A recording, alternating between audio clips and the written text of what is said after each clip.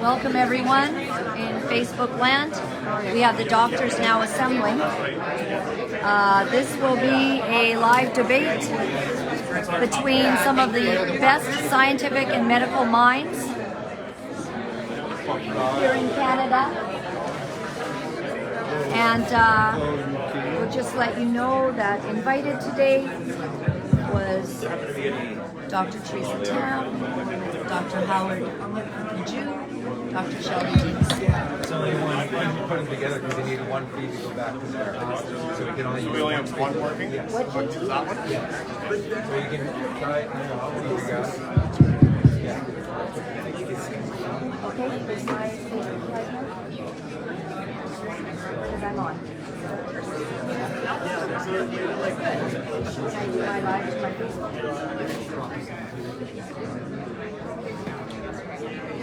I don't want a wall behind me.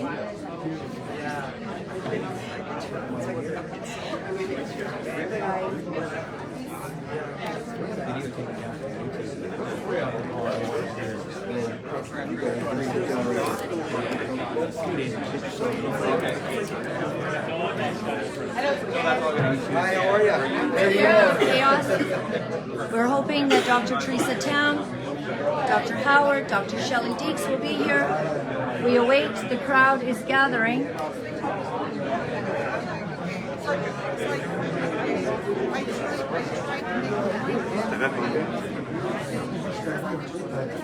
Can you let her know she's going to be right in the shot?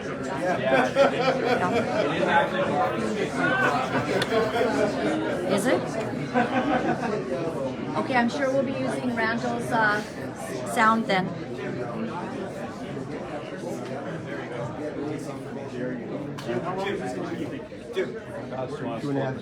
Are you serious? She's okay there now. Hello, everyone.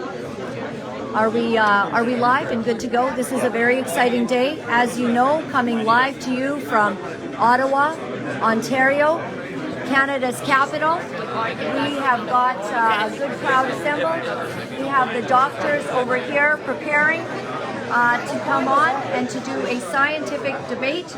Today, Dr. Byram Bridle, Dr. Roger Hodkinson, and Dr. Paul Alexander, some of the top scientists and doctors in the world, debating the lockdowns, the COVID mandates, and I guess tying that into freedom today. We've invited top doctors, Dr. Theresa Tam, to be present, and we are hoping that we are going to get the most incredible information. This is information that has been amassed from scientists and doctors worldwide. These doctors speak with authority, they speak with expertise and knowledge. Anyone tuning in from around the world is going to be able to glean information. Should you be vaccinating your children? How have the lockdowns helped or hindered the so-called pandemic? What are we facing as a worldwide community of those who want to see freedom reign and an end to the madness? I'll show you the room here. We've already got a couple thousand people watching, and it's going to be pretty spectacular. We will be live on D-Live, Odyssey, Rumble, Twitter, and of course all of the information today is going to be the best there is. It's going to be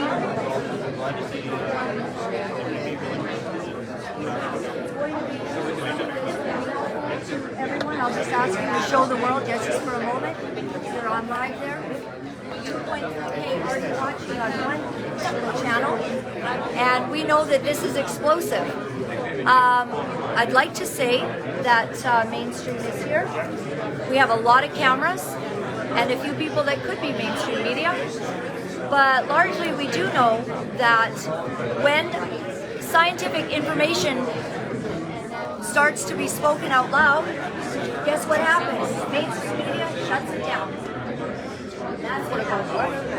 So we have a high expectation that anyone in the world will be able to get their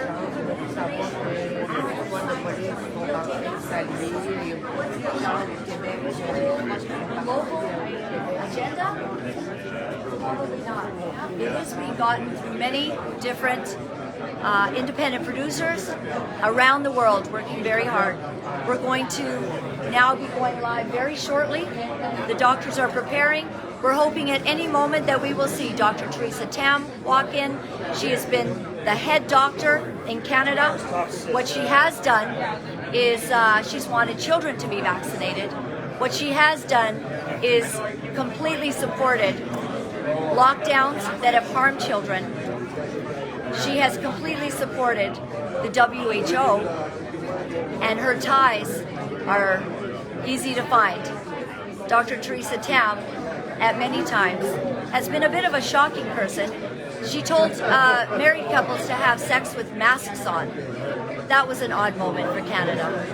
But nonetheless, as one of our top doctor officials in the nation, we certainly hope that she's going to be here.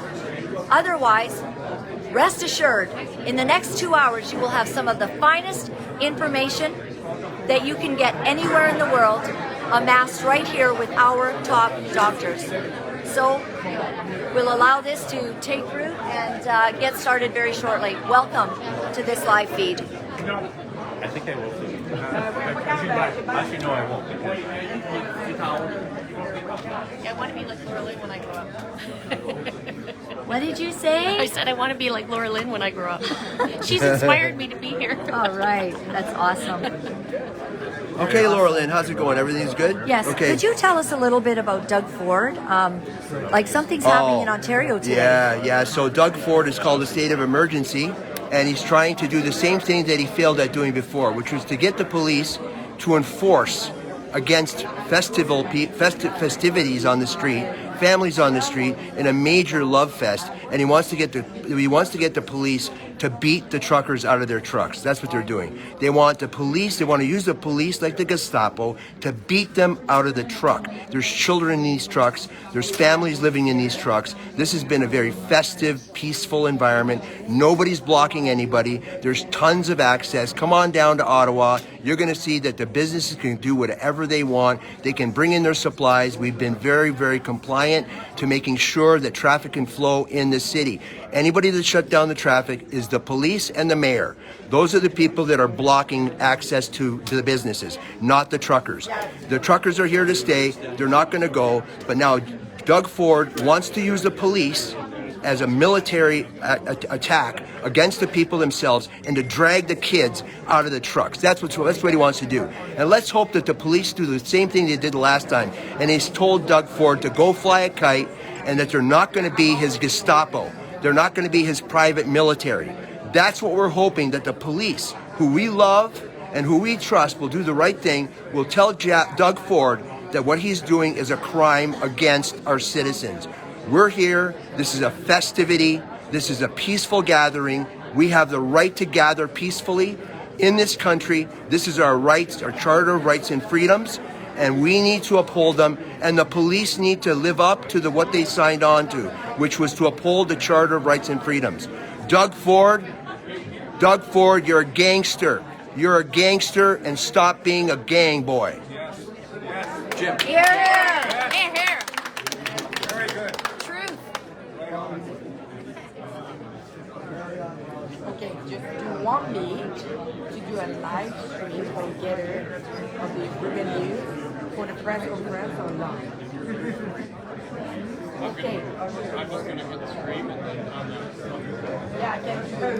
Perfect. I will do that. Perfect. Okay. Thank you.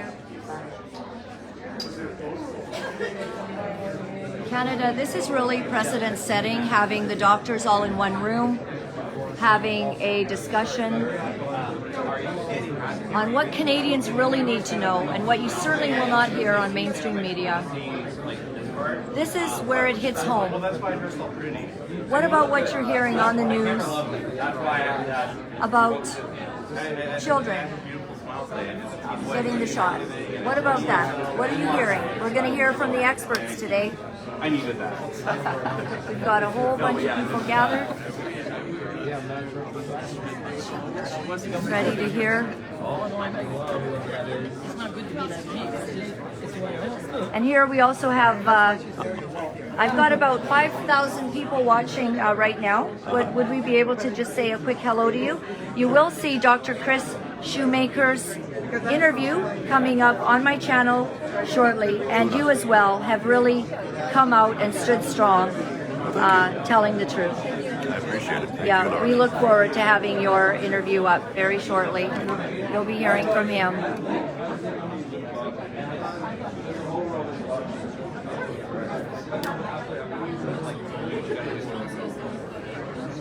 We will be getting started momentarily.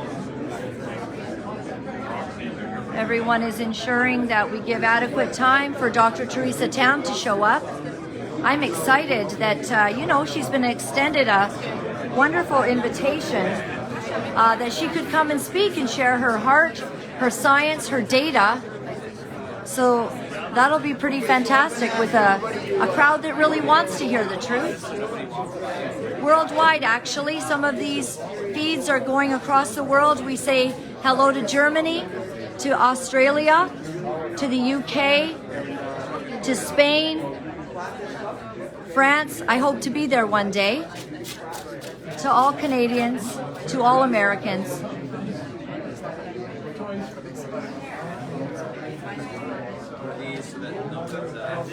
So we just thank you, everyone, for signing up. Of course, we see in the distance here, Dr. Roger Hodkinson is here to present today, Dr. Paul Alexander, Dr. Byram Bridle, and everybody's ready to hear some truth. Canada is awaiting the truth. Canada wants the truth.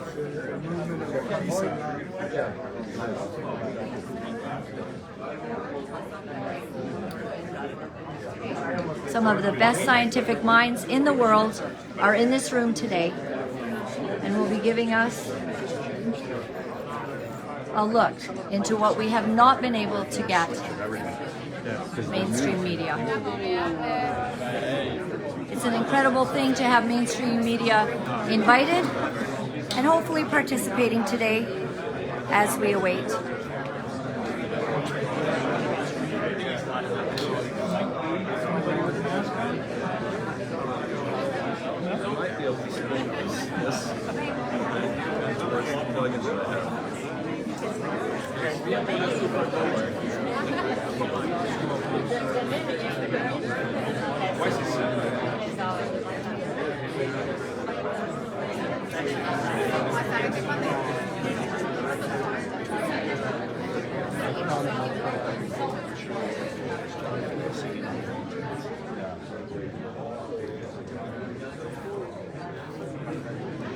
Welcome everybody.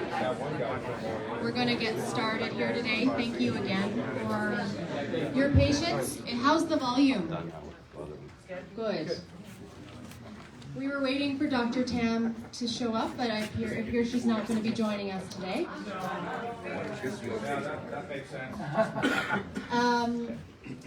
So welcome. My name is Dr. Laura Braden, and I'll be facilitating the discussions today. I'm a molecular biologist from PEI. I find myself in Ottawa for this momentous occasion. Just as a reminder, can you all please turn off your ringers?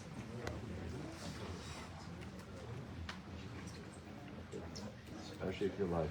So, as I mentioned, and as you were all aware, we sent an invitation on behalf of Dr. Alexander, Dr. Bridle, and Dr. Hodkinson to senior health representatives of public health, Dr. Theresa Tam and Dr. Howard Njoo, as well as the chair of NACI, Dr. Shelly Deeks. We unfortunately did not receive a response to our invitation, and we are aware that they are all actually now blocking emails. So we do not expect them to join us today.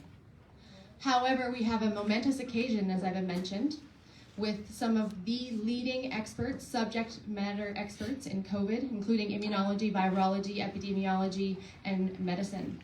So we are going to turn this event into a live Q&A with doctors. As mentioned, Dr. Roger Hodkinson, Dr. Paul Alexander, and Dr. Byram Bridle. This is how today will go. I will call upon doctors one by one to come up and give a short introduction of themselves and their qualifications, followed by a brief overview of some of the science that they will be discussing, about 10 minutes or so.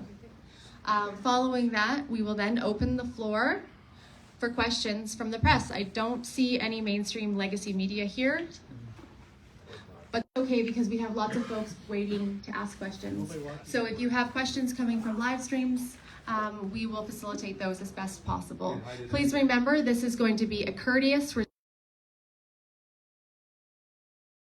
the science pertaining to COVID-19, the declared apparent emergency, and any associated mandates. So I think if there's nothing else from me, I'm going to first welcome Dr. Paul Alexander to start off this event. And again, thank you very much for joining us today.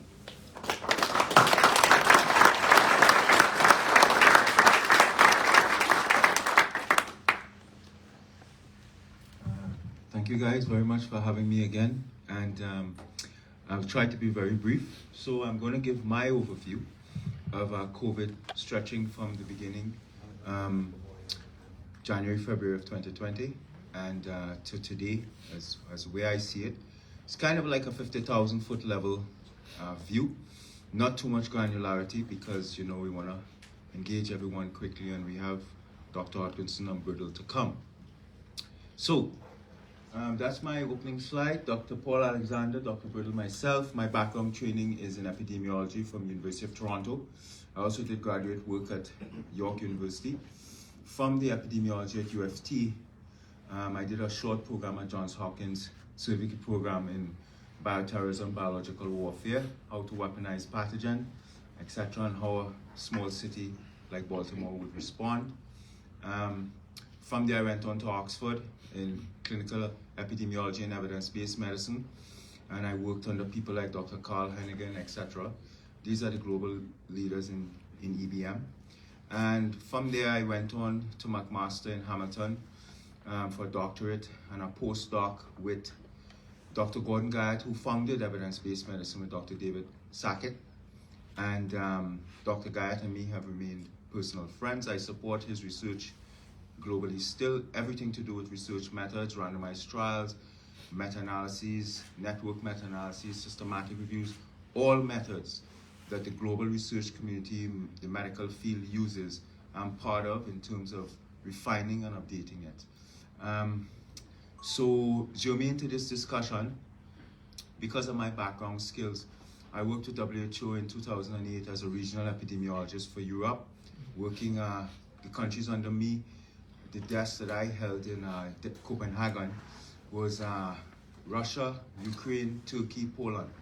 And from there, I was asked by WHO Pan American Health, Washington, D.C., to develop a training program for low and middle income countries in terms of evidence-based medicine and epidemiology during 2019.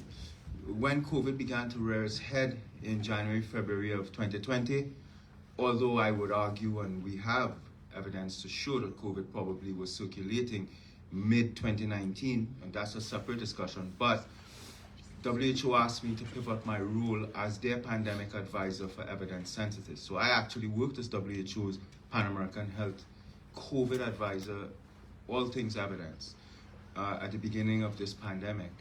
Whilst doing that, I got tapped by the Trump administration, White House, to come to Washington to be their senior COVID pandemic advisor based on the skills that I gained at McMaster. So I have to say out of the box that I'm very honored, very privileged as a Canadian citizen. I do have status in the United States, but I'm a Canadian citizen, and I gained a lot of my skills from McMaster University in Oxford, and I wanted to say that here. I'm a personal friend of Dr. Gordon Guy. I have nothing negative to say about McMaster. It is a place that I love, and I will always help. So let me move forward. So my first slide, background. I put CBC has lied. We did an interview here following a discussion that we had, another interview, and the CBC interviewer interviewed me and asked me a question. Now, I had conversations with them prior on the phone, and we talked about, what is your view on the response? Many people had died. What do you think should happen to public health officials and stuff? So we had our telephone discussion, but we made arrangements that I'll be interviewed here in person. During the in-person interview, other people taped it, but CBC went on print that I stated that public health officials should be jailed. Now, because of the deaths, we have lost a lot of people across the world, particularly in Canada, because of the lockdown policies and school closures and vaccine and mask mandates, etc. I am on record stating this. I worked in the United States government, and Dr. Fauci and Dr. Birx, their policies killed people. I've been on record stating this, and I'll state it again. But when I was interviewed outside of this room, the interviewer asked me, and I said, well, it's not my position to decide who's to go to jail. That's not my business. But if you ask me if they should be fired, I would fire them all. I would fire everyone in the federal public health response, Tam, Njoo, everybody. Fire them, everybody. I would fire everybody who works for Doug Ford and his science table. Complete abject failure, his science table. I'd fire everybody in the Toronto response. And that reporter wrote that I stated that these people should be jailed. So I want to go on record to say that we actually have the video of what I said, and I am putting it up on my Substack. Anyway, first line, COVID amenable to risk stratification. We knew this in January and February of 2020, that COVID was amenable to risk stratification. That meant that your baseline risk, your baseline risk was prognostic on your subsequent mortality or severity of outcome. That meant that the risk that you brought to the table will determine what happens to you with COVID. So we understood, people like Bhattacharya, Kuldorf, Sunitra Gupta, myself, Scott Atlas, we understood that you have a more focused protection where we use an age-risk stratified approach to dealing with this pandemic and not carte blanche lockdowns or school closures. We argued with countries, we argued with Canada, we argued with UK, the United States, etc. And I was in the administration, but to no avail, because it was a battle. You saw Trump daily on that platform, podium, fighting with his own task force as he tried to open his society and open schools, because we were getting the data to show that the lockdowns were killing people. The school closures were killing children. They were causing children to commit suicide. We saw the failures, yet, as you saw, it was almost a clunker daily in the United States government. I was on the back end of it, fighting behind the scenes with Dr. Atlas, and it was not an easy situation. It was actually a horrible situation. Anyway, so I mentioned the age-risk stratified approach. Look, January, February of 2020, and now we're in February of 2022. My position remains the same. All we needed to do with this virus was we strongly protect the vulnerable in your society. Double down, triple down protections. We do everything we can in a nursing home, assisted living, your private homes. But we message vitamin D supplementation because of its strong role in cellular immunity, immune response. We messaged proper body weight control because we found out quite early on that obesity emerged as the superloaded risk factor behind age. So we needed to tell people to get your weight under control. That would have been a very positive step, yet our public health officials squandered 2 years. But the main message has always been, you strongly protect the elderly in your society, and you allow the rest of the society, the young children, the infants, the young persons, the teenagers, the young adults, the middle-aged adults, well, healthy people, you allow them to live largely unfettered lives. You do not lock the society down. You do not close schools. We never should have done this. And that was a catastrophic failure by the federal government of Canada and a catastrophic failure by Doug Ford and the provincial government. At all levels of government, we harmed people with these lockdowns. And we studied it, and we have shown, I have published in AIER, I have published in Brownstone, I've researched with many global scientists, and we've shown that lockdowns killed thousands of people beyond the virus. School closures killed many children. In the United States of America, while I was there, I can tell you there are things I cannot discuss, but things I can. We were getting reports on a daily basis coming up from the States and winding it up to the Oval. And I can tell you that Trump knew, and that is why you were seeing him. It looked like a clown car show, but he was literally fighting the task force because he knew he was getting reports from the States, from us, that little children 8, 9, 10 years old were found hung in their bedrooms. They committed suicide because of the school closures and lockdowns. This was a real issue. But the media in America, the legacy media, decided that they will hide that information from the public because Trump was ramping up the election year. And if they reported the actual data of what was happening to children, then Trump would look good. So they decided that they would lock it out. But we were seeing the data. So behind the scenes, there was this vicious fight with Dr. Atlas and the task force, myself and Fauci. It is well documented. And well, as I said, it was a horrible event for me. Anyway, Dr. Donald Henderson, who eradicated smallpox, those of you who would know, in the 1970s, etc., he wrote a seminal paper in 2006 where it surrounded pandemic preparedness. I actually got to know Dr. Henderson personally because when I did that biological warfare program at Johns Hopkins, it was his program, and I met him and I talked to him about probably doing my doctorate with him, and he agreed, but I decided to go with Dr. Gage in Canada. But these statements by Dr. Donald Henderson, written in 2006, remain seminal and key today. And they are as follows. And this is what I mean by we should have never locked this society down. Experience has shown that communities faced with epidemics or other adverse events respond best and with the least anxiety when the normal social functioning of the community is least disrupted. Strong political and public health leadership to provide reassurance and to ensure that needed medical care services are provided are critical elements. If either is seen to be less than optimal, a manageable epidemic could move toward catastrophe. And that is what we had in Canada. We had catastrophe by Theresa Tam and Howard New. And we had devastation by Doug Ford and his COVID team. It was utter failure. Now, quickly, what did we find over the 2 years in US, Canada, UK, Australia, etc.? Well, as I said, I did the research with many scientists globally. And we've published all of these different papers. Now, these are actual hardcore scientific papers. But the medical research community decided to dox us and cancel us. They will not let us publish in peer review. So I decided as a lead scientist that we will publish as op-eds.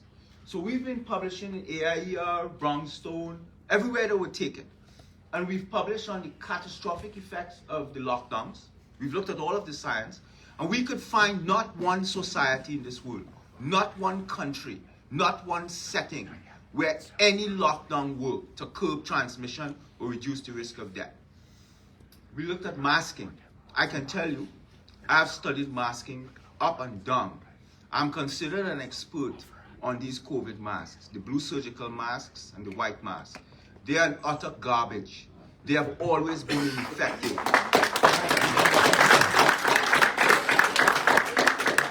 These blue surgical masks and white masks have never worked, never. And they're actually very toxic, the chemicals in them, toxic to our children. So I'm telling you, this is my scientific view, but these are papers published. These are published papers that I've put together. Let me just say no here. Good. In terms of school closures, we looked at all of the science in every country in this world. And there's not one location, no country, no setting, no state, nothing, no province, where school closures work to curb transmission. In fact, we've shown that the school closures harmed children, devastatingly harmed children, because children committed suicide because of these school closures. School closures that happened right here in Ontario. We looked at, I recently published, well, it says 400, but it's now 500 papers we've pulled together for the Brownstone to look at everything. Lockdown, school closures, shelter in place, every policy. And we have shown in not one example, not one, did any of these policies work. In fact, Johns Hopkins recently published last week a seminal paper where they have now decided to study, and they show that lockdowns failed, complete failure. And they're actually 1 year too late because we had already published the science. I also recently published again on the masks. I looked at 150 studies that showed that the masks are worthless. They're ineffective. They just do not work, period. There's no ifs, ands, or buts. There are two RCTs on deck. One is the Danish mask study. That shows that there's no difference between mask or unmask. And there's the one that's the cluster randomized in Bangladesh. That study drifts between zero effectiveness to about a very modest 12 to 13% reduction. But we have serious concerns with the methodology, so we don't take that RCT seriously. This one I highlighted here, the attack on scientific dissent. As you know, Dr. Bridle here is one of the people in Canada who came forward with the science to show us a real clarion call, and I think one day he should get the Nobel Prize, because it was his work that showed us the damage to the vasculature, to the endothelial layer of the vasculature in the human population, using the animal model, but also we had human research to show that the spike protein that our body produces as a response to the vaccine is an actual endothelial pathogen and damages the vasculature of the heart. And his work with Dr. Patrick Whelan was seminal work, and actually clued the rest of the world into the situation with these vaccines, because COVID has emerged to us as less of a respiratory illness. COVID has become clearer to us now that it is a vascular illness. It is a disease of the vasculature, and often the desaturation and the breathing difficulties that people experience is due to we have these massive number of microthrombi, blood clots, that manifest across the body due to the vaccine, due to the infection also, the natural infection. But the vaccine mirrors the pathology from the natural infection. And that is why we question, why would you make a vaccine that is delivering a payload that is as devastating as the actual infection? Anyway, so my view, the Liberal government, the Right Honorable Prime Minister Trudeau and the Provincial Premier have been failures. I'm not saying it personally towards them because I don't know them. I actually have been on record saying I wish the Prime Minister of this country could succeed. I'm not discussing my politics here. Why? Because if a Prime Minister succeeds, the rest of the country succeeds. So I want my Prime Minister, whomever, to succeed. But Trudeau made a catastrophic mistake with these people in his task force, his COVID task force, because they have failed. Look at where we are. They told you, they locked you down, they closed schools, they masked us for 2 years, they told you take one shot, they said no, take two, and then after two, they say, you know what, you need to put the mask back on. And now you're going to University of Western Ontario, they say, well, 2 shots, you need 3. And then with that mask, you still need to social distance. So it is just garbage. They don't know what the hell they're doing. Yeah. The federal government don't know what the hell they're doing.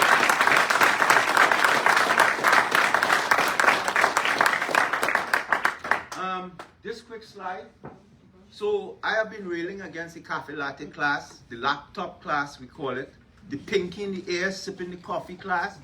Those were the people, the supervisors and the managers in this country and these societies who could have afforded to shelter in place and shield. They could have remote work.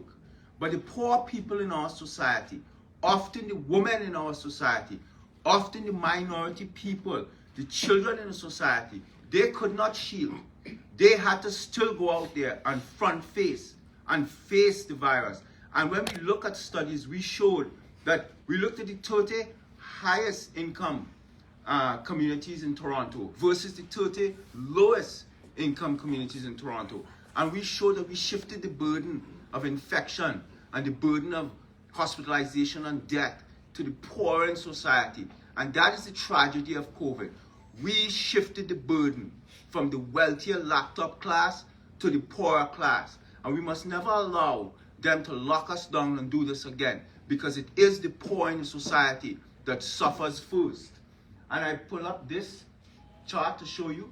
This is one UK analysis showing that the managers and directors and senior officials in the United Kingdom and those in professional occupations like lawyers, accountants, and whomever, they have a lower risk of death. They had a lower risk of death than the front-facing people, process, plant and machine operators, people who work in the society itself.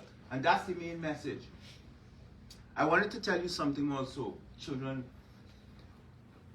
In the United States, children get their eyes tested for the first time in school, often, whether rich or poor. It's part of the society. Children get their ears tested for the first time in school. What a lot of this laptop class and people like Doug Ford and all of his employees, his managers, and Prime Minister Trudeau and Fauci and what they did not understand is, in the United States, as an example, children get their only meal in school. Children don't eat breakfast. Most of the poor children, they don't eat dinner. They only eat lunch, and they get it as part of the school feeding program. So when these people closed schools for a year at a time, they didn't know what we knew. Because I was getting the reports with Dr. Atlas coming up from the States.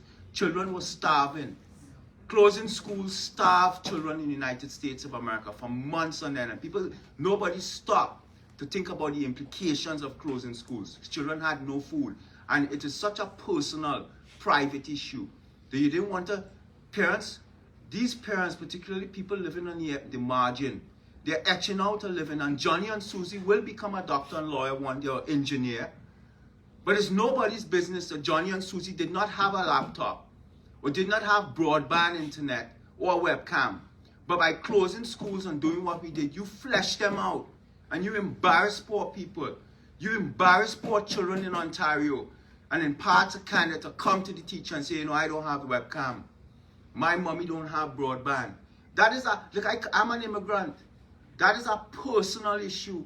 That's a catastrophic, demeaning thing for me to come to a stranger to tell you my personal financial circumstance. It's none of your business. But you government officials put people in that situation. You embarrass Johnny. And once little children know Johnny's situation, they insult him daily, and Susie. People didn't understand the catastrophic failure of school closures. We must punish our governments if they do this again. Never allow this again, ever.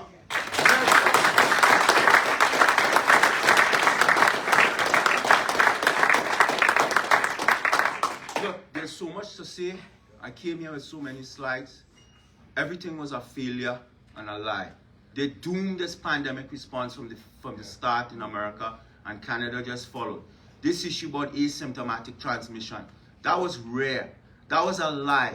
This virus, this asymptomatic transmission was bogus. We studied it, we looked at it. The issue of recurrent infection, that also is a very rare situation. That was a lie used to force you to comply to lockdown and to mask. The issue of the PCR test, we've used our overcycle test. We told these people, you cycle over 24 cycle count, you're going to be picking up viral dust. You're going to be picking up fragments of non-culturable, non-viable virus. 95% of people who tested positive in Ontario and in Canada were false positive. We know that because they were cycling at 40 and 45. All of those people were not positive people who you took out of circulation. You closed schools. You closed universities wrongfully.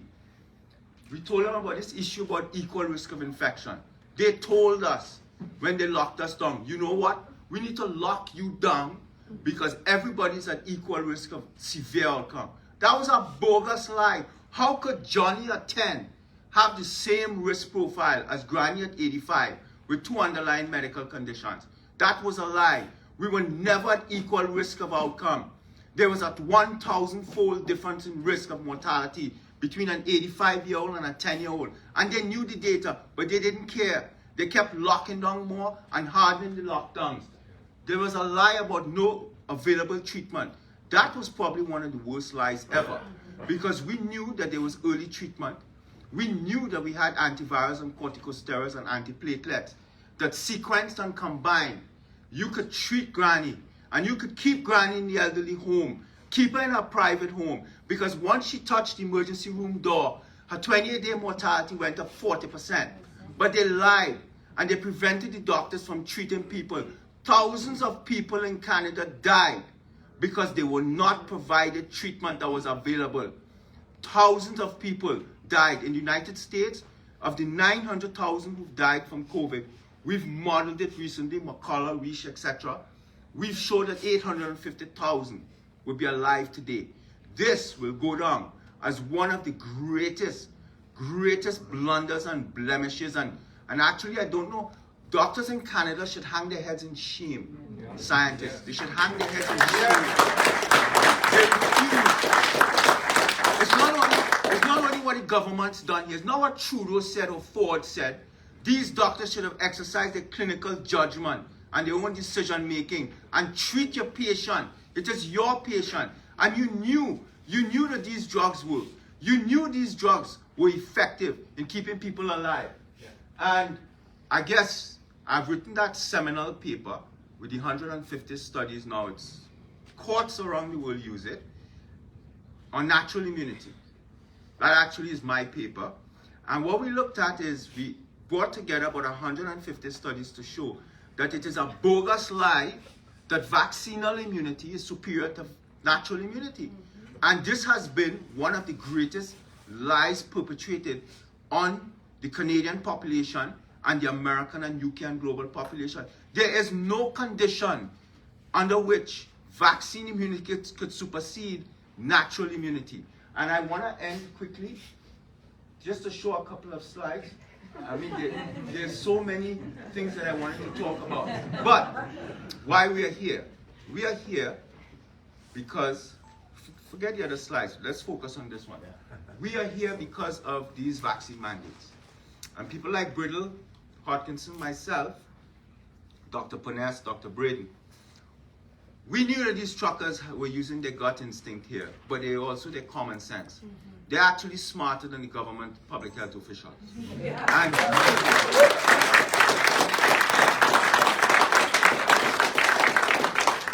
we decided we're going to put it on the line here again because we get attacked in the media, smeared and slandered. But we know that 100% of the science, 100% is behind the trucker. So we decided we are going to join the trucker. We're not involved in the collecting of the money. We're not involved in the legal side of this. None of that. We are just the scientists. When they need us, they tap us. We will come, we will talk. 100% of the science is behind the trucker. And I need people to understand that. It might have been common sense to them, but they're actually on the scientific right side. And this is Scottish data. This is an example of what we're dealing with these vaccines. We underestimated the capacity of the virus to evolve and adapt to the immune pressure that we place on it when you introduce a suboptimal vaccine. These vaccines are suboptimal in the sense that they do not cut the chain of transmission. And because of that, if you introduce a vaccine, if you mass vaccinate, and you, with ongoing infectious pressure, we are in the midst of a pandemic, with suboptimal mounting immune pressure, you are going to drive natural selection to play a role and drive the emergence of variants, as we have seen with Delta, Omicron, etc. If you want this pandemic to continue for 100 more years with more variants and a potentially lethal one, thank God, so far it's just infectious with Omicron, but if you want to continue this way, let's continue this vaccine program, because this vaccine program has failed. And the truckers are correct. There is no need for a mandate. None. Because there is no difference today between a vaccinated person and an unvaccinated person. And we have the data. And I will show you just one slide. This is Scotland. This is the unvaccinated, this column. This is 1 dose. This is 2 dose, double dose. And this is booster. What does this slide show you in terms of infection after vaccination?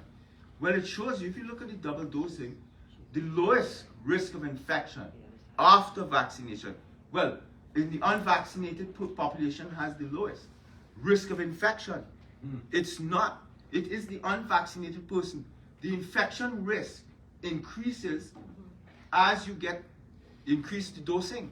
And the double dose is the worst situation. And we see it in hospitalization.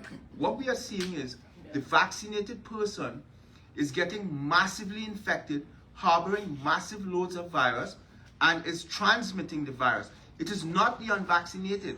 And the vaccinated person is also ending up in hospital today. So we have a serious problem with these vaccines. The vaccines do not work. The vaccine has failed on Omicron, period. There's no data now showing effectiveness of these vaccines, and they're not properly safe because they were not studied for the duration of time. So I will end by saying it is time for the federal government of Canada to fire everybody in their task force. Yes.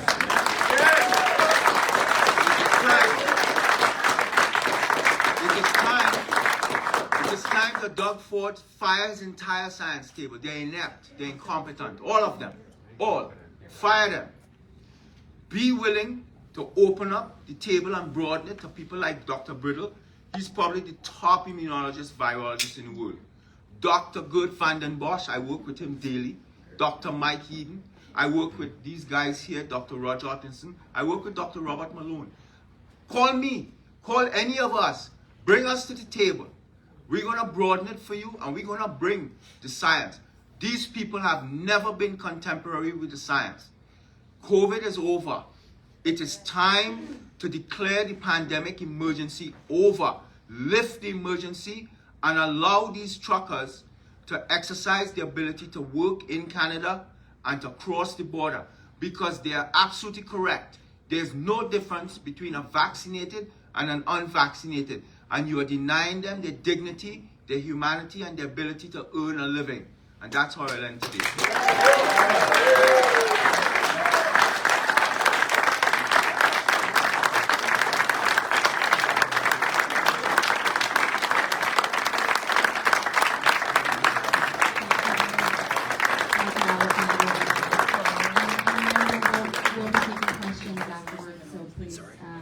Do not fear. You'll have a chance to ask some questions of him. So next I would like to welcome Dr. Roger Hodkinson to say words quickly.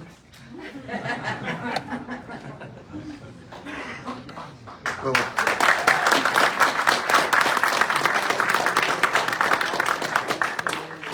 of course I'll ignore that. I will try and keep my comments brief because Dr. Alexander has done an incredible job covering the waterfront. I'd like to say, first of all, are there many people outside there? Can you all kind of come in and crunch up at the back to hear a bit more? I'll just wait for you to get in. Technically not.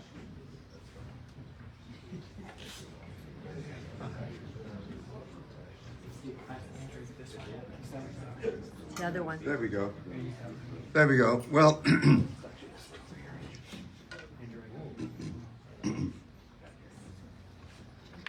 allow me to introduce some of my credentials, which doesn't sit well with the people that are introducing these draconian restrictions. I've done just about everything in organized medicine as a pathologist. I've run labs big and small.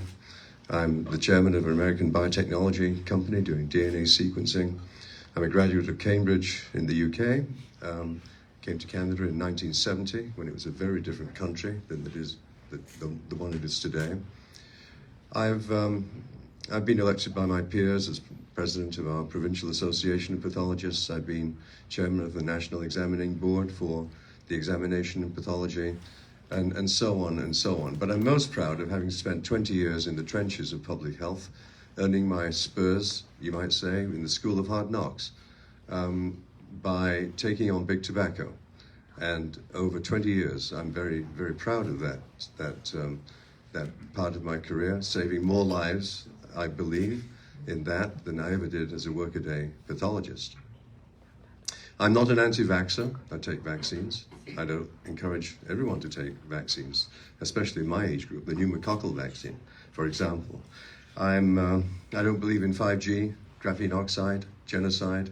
I'm a mainstream evidence-based guy. I can smell something that's fishy a mile away. And that's how I've run my entire career, strictly evidence-based physician. So having spent my life in organized medicine doing all that good stuff, I'm incensed at what's going on today. I'm totally incensed. And I've been told by people running this show that I should not use expletives that I frequently do. I'll try and avoid that. But my anger is visceral because I am a physician. And every life matters for a physician. The population get bamboozled with numbers, with zeros and percentages. And certainly the people running the show don't seem to be in touch with the reality that what each one of those numbers comprising the big statistics represent. Any child that dies is a child that is as close to someone as you are to your family. That's being replicated so many times across the world and not registering with these people who've never practiced medicine. They've never sat down with the patient to talk about their condition in a confidential fashion. Having said all of that, as Dr. Alexander said, this is the truckers' show. Thank God for the truckers.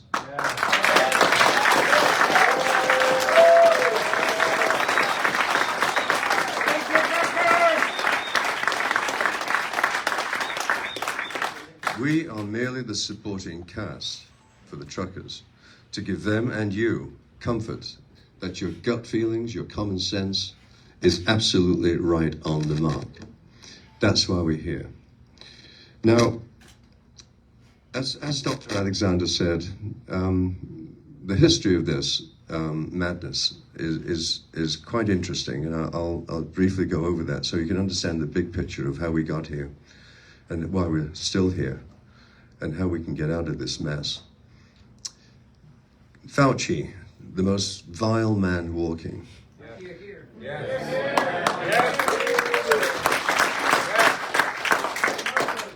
Fauci led a contract for gain-of-function research in Wuhan because he couldn't get anyone to do it anywhere else because it was prohibited. So it was secretly done in Wuhan. It was never intended to be released. This was not genocide. But it did get out for a very simple reason. Having run big labs, I can tell you, you can never hermetically seal them for a very simple reason, that people work in there. So they are inherently unsafe. And that lab was known to be unsafe by State Department communiques. The French built it. Everyone knew it was an unsafe laboratory. He did it there anyway. Gain of function is the maddest thing that's going on in medicine right now. Gain of function is based upon the bizarre concept that if you make a virus intentionally more dangerous, more infectious, etc., and you study that, what happens with that in animals, that somehow you can devise better treatments. It's so incredibly stupid and crazy and dangerous, worse than the threat of nuclear war, because it's not rocket science, as Dr. Bridle will acknowledge. It can be done anywhere. And the next one could make COVID look like a walk in the park if it's done with malicious intent, which this was not. So he got out of that lab accidentally on a pair of dirty shoes. He got on a plane to Milan, where there's Europe's highest concentration of elderly people, and also a very high concentration of Chinese workers feeding the needs of the Italian leather industry. It was a perfect storm. Milanese started dying like flies. That got on the radar of Neil Ferguson, a theoretical physicist, by the way, not a shred of medical training, notorious for his prior determinations that Armageddon was coming, times 3 or 4, and of course it never did. It's a little bit like climate change, it never happens. But anyway, he figured out with all his computer modeling that Armageddon was coming yet again. And that hit the press, and it was on the desk of every premier and president the very next morning. That produced panic.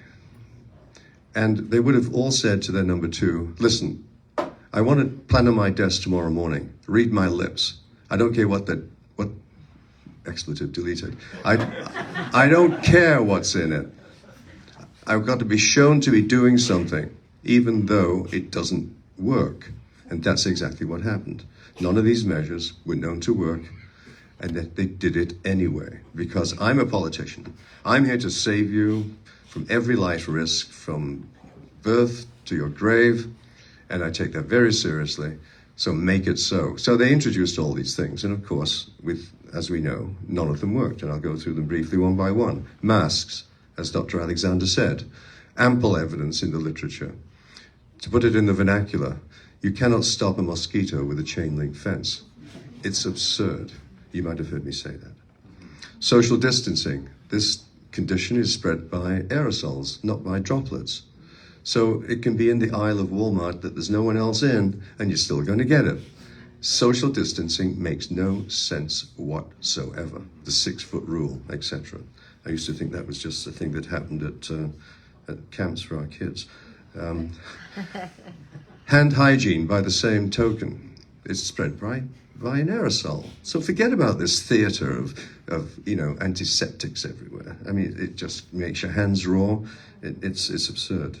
Travel bans, for the same token, there's been no documented spread of anything of COVID, no outbreaks because of people traveling by airplane. But more than anything, lockdowns. Lockdowns had never been tried in the history of medicine as a way of coping with this type of problem. There was no evidence for them working or not, but intuitively, from a scientific perspective, they could be predicted not to work for a variety of reasons. And as Dr. Alexander has stated, it has created the most incredible carnage across the world. Everyone has been affected by lockdowns and vaccinations, from the smallest village in India to here in Ottawa. The problem with that is the carnage is random, it's poorly documented, but it's both physical, it's mental, and psychological, and it's also economic. It's affected every single person on earth for a situation that is basically nothing more than a bad seasonal flu. Yes, some variations, obviously. But if this problem had been handled in the usual way, like we've done with other pandemics, viral pandemics, and simply done nothing, as the Great Barrington Declaration eloquently said, simply do nothing, but accommodate to it in practical ways, common sense that you've all got lots of, this would have been over within 6 months. There would have been no emergence of continual variants that were forced into existence by this very ill-conceived vaccination program. So those consequences were gigantic, and Dr. Alexander's mentioned the tragedy of children hanging themselves because of social isolation, having been locked up in their little tiny bedroom for such a long period of time. So the bottom line of all of that is nothing worked. Nothing could work, nothing did work, and nothing therefore will work. There is no point in repeating the same thing that's failed over and over and over again and expecting the outcome to be different. Someone very famous said that. The vaccines were introduced with great fanfare, but you must remember, the whole thing is predicated on the initial declaration of a public health emergency. It never, ever was. It's been stated emphatically by people that wrote the manuals, the policies, the legislation that surround public health emergencies, that this wasn't close to a public health emergency. Once that was announced, it gave them the latitude to introduce all these agents under emergency use authorization, and in particular the vaccine.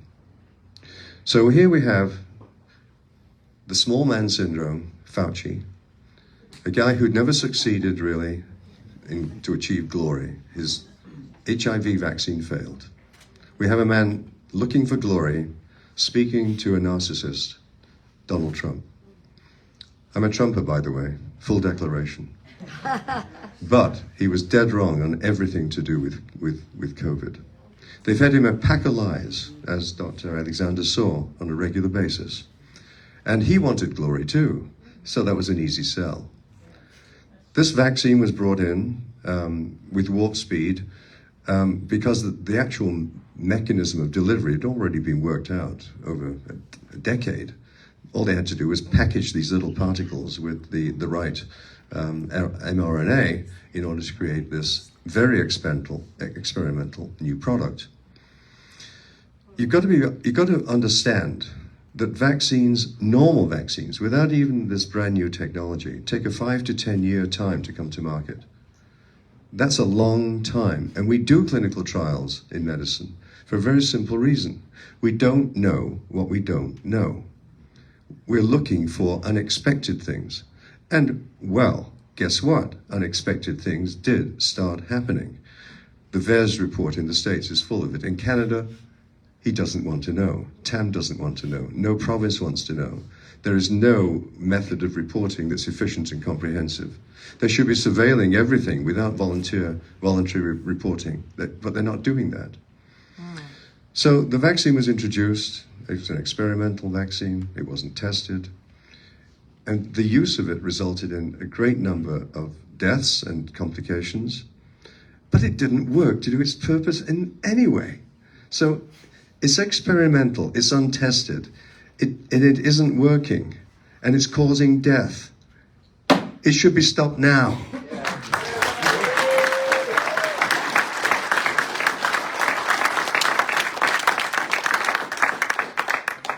As I am talking to you now, pregnant women and children are being injected with this experimental product with no safety record whatsoever. The most protected sector of society is pregnant women. I'll say a word, just one word, that might cause pause for politicians. And the word is thalidomide. Thalidomide. Brought to market by Big Pharma and produced children without arms and legs. Does anyone out there, TAM and co, do you remember thalidomide? This could happen all over again because we just don't know. The studies have not been done. And similarly with children, we know from Dr. Bridle's brilliant exposure of the Pfizer documentation when they presented it to the Japanese authorities, that this delivery mechanism for the vaccine selectively targets the ovaries of rats. Don't you think if we know that it's selectively attacking the ovaries of rats, that just maybe we should know what's happening to little girls? Because little girls are born with all the eggs they're ever going to have in their entire life. That could be important, could it not? But it's being ignored. I can't tell you how annoyed I am at this as a physician. It's totally different from everything that happened in my education and the life that I've lived in medicine. We got to this situation basically by the imposition of 3 methods by which you can break even the most hardened terrorist in Guantanamo Bay. And they applied that knowledge to society at large. And the three methods are this. First of all, you drive fear, and you keep it on. Fear, driven by the morning graph in the paper, the PCR graph, with so-called cases. No such thing. In clinical medicine, a case is someone who is sick in front of you. It's not a laboratory result. There's got to be a symptom associated with it. And the vast majority of these cases, 97% or so, were false positives. And yet that's what drove fear. That's what drove contact tracing. That's what destroyed restaurants. How can you operate a restaurant if, one day, yes, no, and all that, but okay, finally we can open, but then the chef is found to be positive for COVID. And you've got to shut the restaurant down again. You've already supplied the place with all the produce, and you've got to shut it down again. These restaurateurs have been just dangled like that. Amazing, for 2 years, and thousands of them have closed. That's fear. Ignorance, and this is perhaps the biggest one. If I had to put one finger, actually a fist if I had the chance.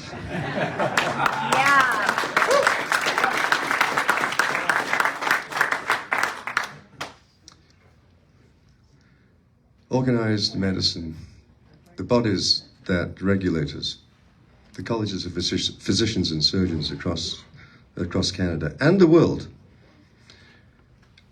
are the singular reason we're here today in this room. Because they have specifically intimidated physicians into silence. They have told physicians, you will not treat people with ivermectin and hydroxychloroquine. And if you do, we're coming after you and you're going to lose your livelihood. Have I got your attention yet?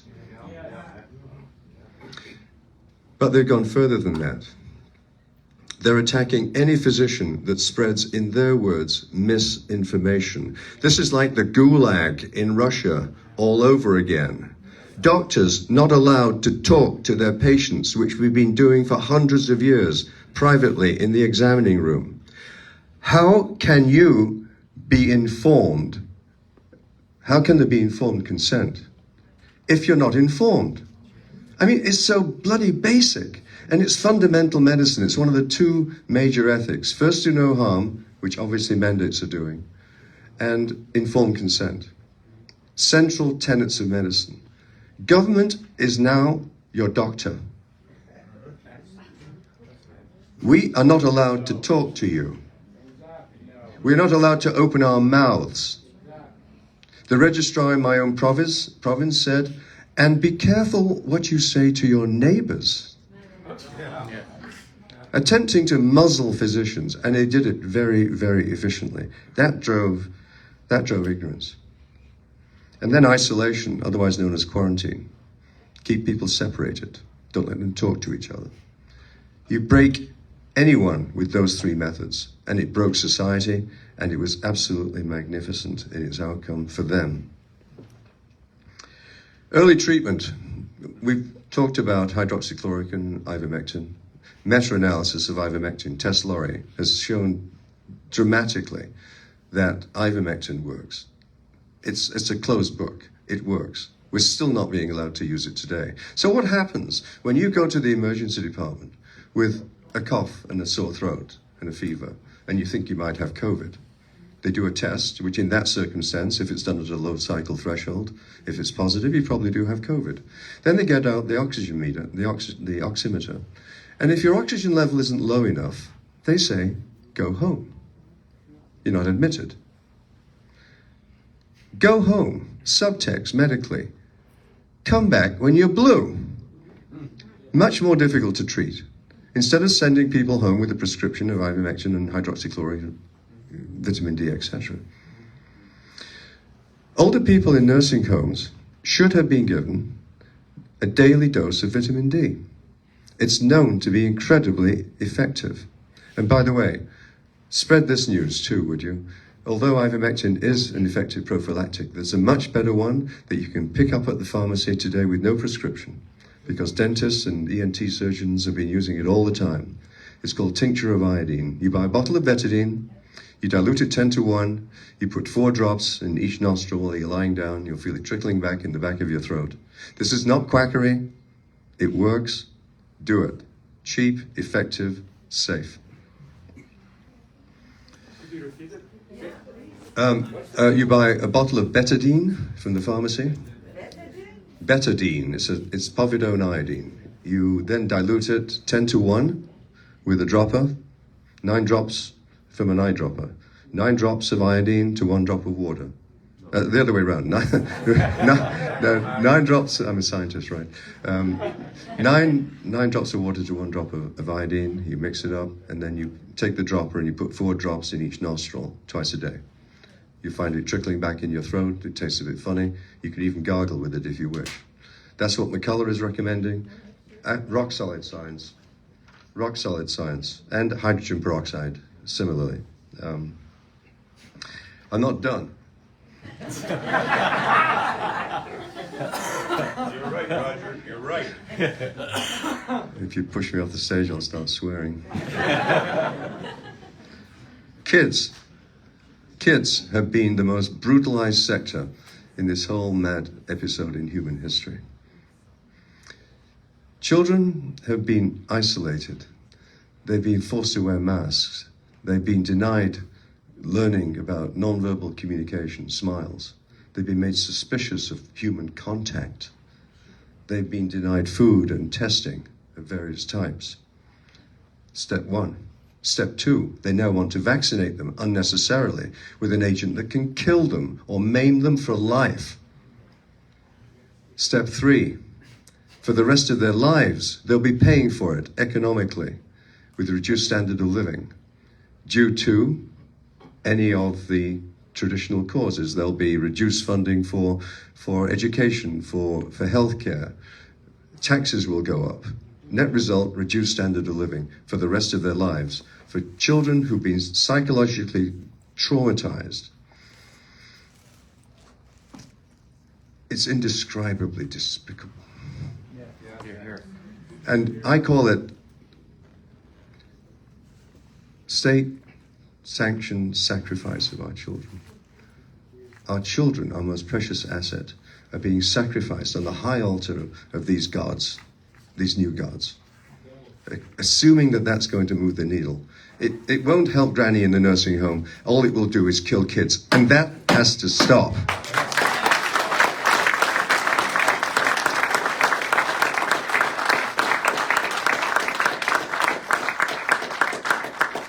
So I'll close now. I'll close with a plea to return to a time that I call BC, before COVID. Remember that time when you hugged your grandchildren, when you went to funerals, when your children were getting a proper education, when you could hold the hand of your dying relative. Some of those most despicable things that happened. So, folks, it's over. The battle is over.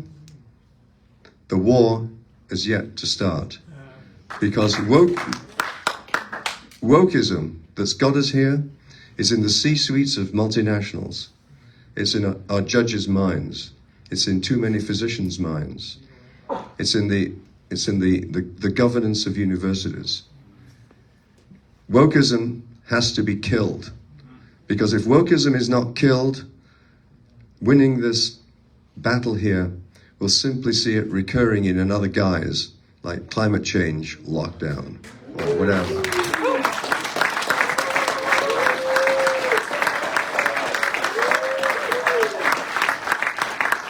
So I thank you for your attention. You just have to know one thing. It's over.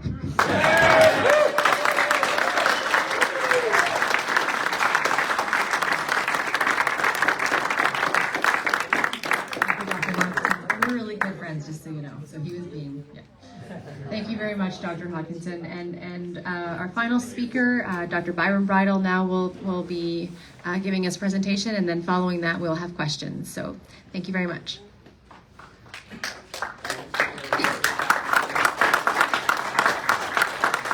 everybody. It's a real pleasure to be here today. And coming after these previous two speakers, it's like standing on the shoulders of giants, and I really don't have to add a whole lot more.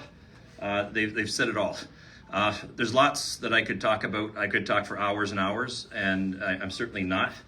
As you know, my historical messaging is often focused on children and my concern about the lack of safety testing and safety concerns that I have for children. I'm not going to talk about that today either. As was pointed out, as scientists, we're being starved by our public health officials of the data that's needed to definitively make those arguments.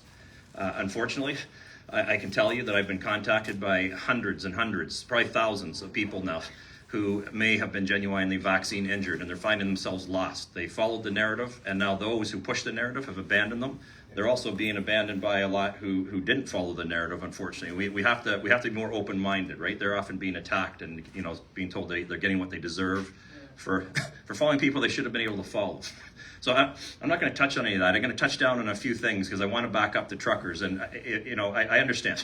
I'm a scientist. I spent 2 years, and I spent a lot of time during those 2 years, especially in the first, just over a year. I spent a lot of time waking up every day wondering, am I wrong? Am I the one that's wrong, right? We're all getting pummeled with this messaging. We're all being told that we're wrong. We're being told that we provide misinformation, possibly disinformation, which means we're knowingly providing misinformation.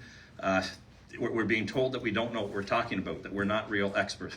But a real scientist and a real physician we should be questioning ourselves all the time, and we're open to questioning ourselves. So I'm just going to touch down on a few things that I hope will help all of you stop questioning yourselves and know that you can be confident in the stance that you have. And I can't reiterate enough. The truckers here, we really need you to stay on the line for everybody, and especially I can't emphasize enough all of our health professionals. I don't think people understand. The public does not know because the mainstream media is not carrying it. But our public health officials, our great physicians, the few physicians who are willing to stand up and be physicians and do what they're supposed to be doing, they're being crushed. Their livelihoods are being taken away from them. They are being isolated. It's the classical divide and conquer strategy. They are my friends. I've become friends with many of them. And I'll tell you, through the Canadian COVID Care Alliance, one of the reasons why that place exists is so that physicians and scientists can actually talk openly. You know what? We're actually allowed to disagree with one another as well. And we don't get attacked, and everybody's accepted. But I'm just telling you, within that organization, one of the places is supposed to be a safe haven. I don't know if you saw, but the Canadian COVID Care Alliance has been pummeled by the mainstream media with hit pieces, and people don't realize that our physicians, they have been these organizations, licensing bodies across Canada, they have been invading their offices at no notice. Multiple people invading their offices, raiding their files, raiding their computers. These are witch hunts, and this is to end their jobs. And so truckers, for those people, and for our children, and for our university students, and everybody else, we really need you to hold the line. Now that's just, so what I want to get to is the few things that I wanted to talk about. So first of all, who is Dr. Bridle? So I was just, from one of the small cities in Canada, Guelph, Ontario, a university there. I honestly haven't done anything special. I've just done my job. I'm a public servant. Taxpayers pay for the vast majority of my salary. You also cover most of the operating expenses for the institution at which I work. And part of my job as a faculty member is to answer questions that the public has when they ask me and when they're within the realm of my expertise, and to do so to the best of my abilities. And that's all I've been doing from the beginning. And I'd like to emphasize, a lot of people don't realize, I've been speaking up about this, and I've been expressing concerns for 2 years now. A lot of people don't realize, I was interviewed by W5. I was interviewed on the West Block. I was interviewed by Global News. I was interviewed by CBC National News. They were coming to me. They wanted to hear my opinion. Now, none of them will talk to me ever. I haven't changed. They're the ones that changed. The world has been flipped upside down. All I've been doing is the job that I've been asked to do and that you as taxpayers paid me to do from the very beginning. But I'll tell you, I was hoping that maybe some mainstream media would be here. First, before I even tell you a little bit about myself, I want to say something. This is horrible. The fact that these three individuals didn't show up, and just so you understand, so we're talking about the two people in charge of public health, the Public Health Agency of Canada, and Dr. Shelly Deeks is the chair of our National Advisory Committee on Immunization. So her committee is the one that has been promoting all of these vaccine mandates and all the rules related to the vaccine mandates. And I tried having discussions with them early on with all the concerns that I had about the vaccines. They refused to communicate with me. It started off when I started raising issues about this one-dose summer and Canada going to a 4-month interval, and where was the science?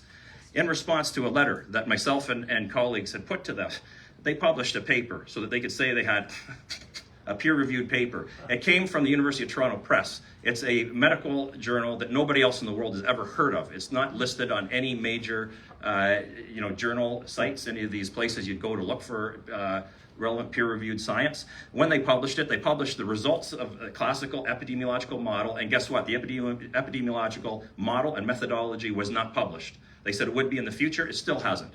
There is no way, I've never ever been able to publish a scientific paper without showing the methods that I'm using to generate my data. And she won't be here today. These people haven't shown up. I'm a professional, they're professionals. They need to realize this is actually their job. This is actually, you're paying them to represent and be able to tell you how healthcare should be practiced. The reality is, it's not actually technically my job to be here right now. I'm a professor. And I've been doing that, and I'll tell you, to be a professor in this day and age, in the academic environment that we have now, is more than a full-time job. Right. All right, and I'm doing that full-time job to the best of my ability while I also do this. I came here, I was here 2 weeks ago, and I invited Dr. Tam to come and to a scientific discussion. So I drove 6 hours yesterday from Guelph to come back here and talk to them. I was told they were gonna, they were invited. I came back here to do my duty, as a public servant. The reality is I'm still functioning as a professor. I'm proud of it. My research team, just so you know, has published over 30 papers, peer-reviewed scientific papers, over the past 2 years during this pandemic. I've been doing my job while also trying to advocate for the health of the community. And they don't have the right, and they don't have the, they didn't even have the, they didn't even respond to us. We didn't even receive the respect of even being responded to. The attitude that our public health officials have, and the leaders, the power brokers when it comes to public health, this is disgusting. We wouldn't accept this from elementary school children, this kind of behavior that we're seeing.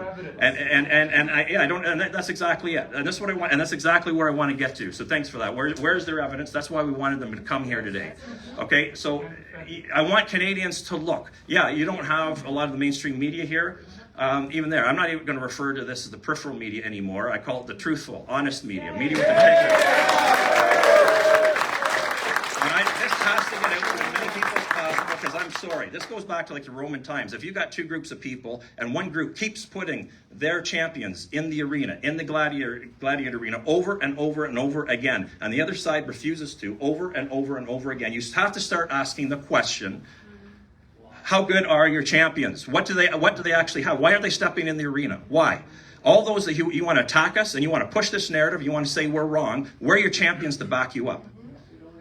You don't, yeah, exactly. You don't have them. And this is frustrating. This is frustrating for me as a scientist, okay? Because what you need to understand is, and this is coming from the top down, from our prime minister. I'm sorry, it's an embarrassment. I don't want our children acting like our prime minister. And I want to tell you something. So I was, one of the things I saw last night was I saw the video for the first time. And it was the Quebec correspondent for Rebel News. And I saw a video. I hadn't seen it before. It was their interaction with her prime minister in the French portion of the debate. And I had seen what happened with the English language version. And I saw that the courts had ruled that they were legitimate media relations people to be there. And he refused to answer their questions. I couldn't believe it that after that, and then the next day, with all that was happening, continuing to take that stance and completely ignore them and not answer the questions, despite the fact that our legal system said that they have the right to be there. We have the right to ask these questions of these individuals. That's the whole point, as the Canadian public has the right to have these questions asked. And people have to start wondering, why are these leaders, including our Prime Minister, ignoring these questions, refusing to answer these questions? I'm here today. I drove from Guelph. I'm putting myself on the line. Wait, let's face it. If you would use the analogy of somebody stepping into a gladiator arena, you've got no guarantee of winning necessarily. You might get pummeled, right? You might get pummeled. we're putting ourselves on the line here. We are confident with the science. But the reality is, guess what? If we're as wrong as they say they are, they can come here and they can pummel us. And guess what? I'll be deplatformed. After 2 years of having a platform, I'll be deplatformed. But they don't show up. That tells you a lot. Yeah. All right? And so what I want to do, I want to show you something. And again, I just brought this here in case people want to know that I have the credentials. So I'm a viral immunologist at the University of Guelph, associate professor. I teach about this. It's ridiculous that things like vitamin D were declared to be fake science here in Canada. I've been teaching my students for years. It's a fundamental component of the immune system. Of course, you should make sure that your vitamin D levels are proper. You're going to be prone to all kinds of infectious diseases. It's ridiculous, this kind of stuff. I specialize in vaccinology. So I just want to say something really quickly to make sure we all understand this, okay? Because people keep saying, and you've probably heard this argument yourselves from those who keep pushing the narrative. Well, we've mandated all kinds of vaccines, so what's your problem now? These inoculations look nothing like any vaccine that we have ever mandated. So what people need to understand, the very definition of a vaccine was altered to accommodate these inoculations that we're putting to people right now, okay? And they would never have been categorized as a vaccine. I can tell you, I hold patents in the area of vaccines. These would never be patented as vaccines more than 2 years ago. It would not follow through on patent law, okay? And the whole purpose of a vaccine, the historical purpose of a vaccine, was to prevent transmission. These are failing miserably. And in fact, I would go further than what Dr. Alexander said. He's kind of nice about how he summarized the data ultimately. I would say the best case scenario right now is that these vaccines are completely irrelevant in the context of the Omicron variant, and that's the best case scenario. The worst case scenario is they're actually causing harm. And I'm not talking about the safety of the vaccines now. That's what I mean. That's why I'm not even going to talk about my safety concerns. We don't need to anymore. When it comes to actual infection, we're seeing that these vaccines are actually making people who are vaccinated more prone to infection with Omicron, and we're seeing that they're potentially getting worse disease. All right, we might be looking at vaccine-enhanced disease when we're looking at things like the Scotland data and the data coming out of Israel, where they've gone to the 4th dose, and we're now starting to see for the first time a possible recoupling of deaths with cases because of these vaccines. And in terms of when this was over, starting March of 2021, there was a complete disconnect between deaths and cases at that point. And if this ever was truly a pandemic, and I would say this was never a problem of pandemic proportions, had we let our physicians actually exercise their ability to look after patients, then common sense. Exactly. That's right. And but even if it was over March 2021. That's what we saw, this disconnect between cases and deaths. So, and the other thing is, I brought up with some of my colleagues, we brought up our concerns with Health Canada when they declared they were going to use the AstraZeneca vaccine. We said, look, there are all kinds of countries in Europe that have concerns about potential serious blood clots occurring with the AstraZeneca vaccine. We were laughed off at that time, but several months later, guess what? Canada shut down the AstraZeneca program. I was attacked incessantly when I raised my concerns about the biodistribution issues with these inoculations and potential safety issues, especially as they might apply to cardiovascular issues, as you heard, especially heart inflammation in young males. And I continue to be attacked by that. And everybody who attacked me, not one person has stepped up and apologized, despite the fact that every label now for all the vaccines recognizes that myocarditis is no longer a question of is it an issue for people. The debate right now is how much of an issue. But it is a side effect. It is an accepted side effect to the point where, again, in Ontario, we won't allow young males under 30 to take the Moderna vaccine anymore. So, and people have often asked me, I get flooded with emails after these kind of announcements came in. We were saying something about this 3 months ago. How did you know? How did you know? Because I'm a scientist. I look at the data. I actually follow the science. And when you follow the science, you can see where it's going to lead. So I've done this over and over. So I'm not going to talk about my qualifications anymore, but just know that I have been able to accurately follow the science and predict what's coming up. Now, getting back to this issue, because I thought, how are we going to deal with this today? Because I expected that these 3 individuals would not show up once again, and people do not honor this age-old concept of open academic discussion anymore. So I thought, how can we get to this? So I have a way to show you what the science looks like. We don't have these individuals here. I'm personally quite confident that I would be able to demonstrate to you, and these others would be able to demonstrate to you, that they don't have the deep understanding of the relevant areas of science needed, especially to be pushing vaccine mandates.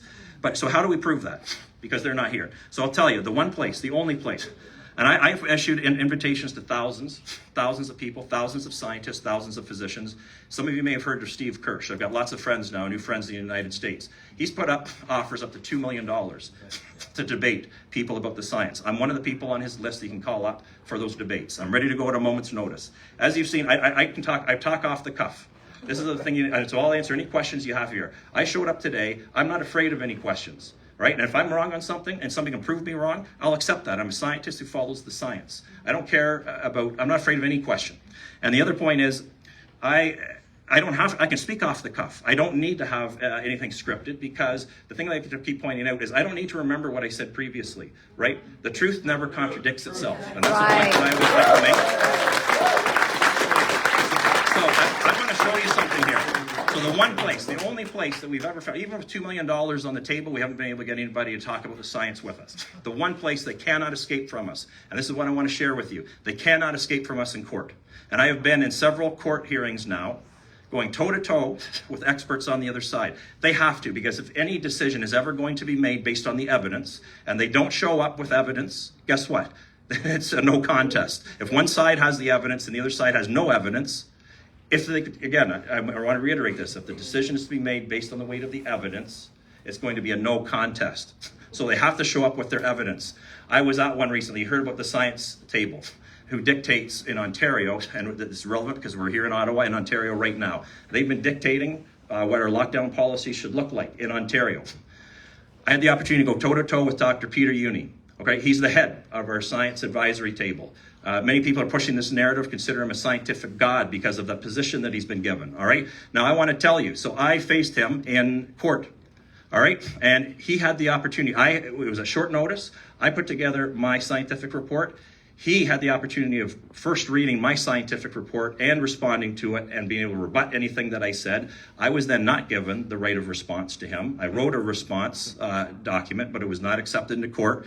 But so I want to show something. So this is the first time. So now we have hard evidence. Here's the head of the scientific table in Ontario pushing the policies here. Okay, I'm going to show you with your own eyes. This is my report that I put forward to the court, okay?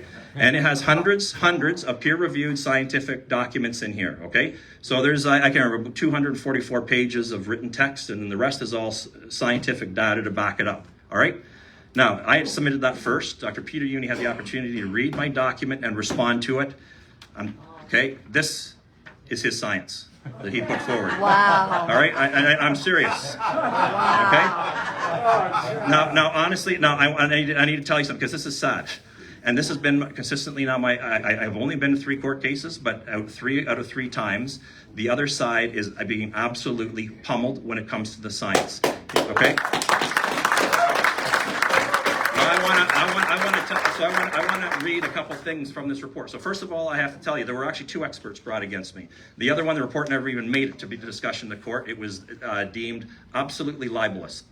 100% of what they had in the report were citations of fact-checker sites, so-called fact-checker sites. I refuted every one. And just so that you know, Peter Uni came with the same approach using fact-checker sites. This was discussed in court, and I want you to know, I want all those to know that these people who keep citing, and he cited over and over again his reports from his own science advisory table. So I want you to know, in court, that's considered hearsay evidence, because it's not demonstrating you actually understand the science, and it's not relying on peer-reviewed articles. Wow. All right. And the other thing I want you to know is these fact-checker sites being quoted to take us down are being cited as potentially libelous in court. All right, in court. And so I just want you to know this is what they're coming with. The scientific head of our table is coming with libelous, and of course, if uttered in court, potentially slanderous, evidence. And data from their own advisory tables. Anytime you cite, people need to understand, because every time you cite Health Canada, the World Health Organization, their websites, the Ontario Science Table, these are nebulous organizations. We don't know who that means. I mean, the reality is you have who does that represent? Who are the scientists? How many of the scientists from Health Canada were actually responsible for what you're reading on the internet? What was the scientific basis? Where's the peer-reviewed data? What's the raw data they used to do it, right?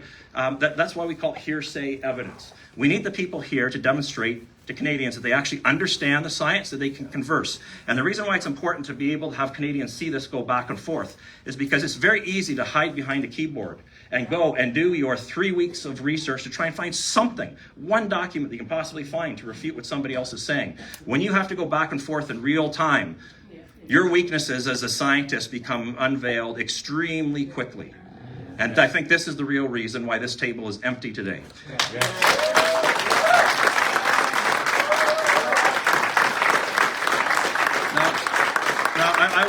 because it's the first time, and this is legal. If anybody is wondering, the lawyers and legal team gave permission. This is part of the public record. Once the case is over, these reports that we've written, again, I'm a public servant. We're public servants. These are part of the public record. You can contact the court and request copies yourself. Okay, so in Dr. Uni's report, when he had the opportunity to rebut my report, I wanted to point out that he challenged 9 statements that I had.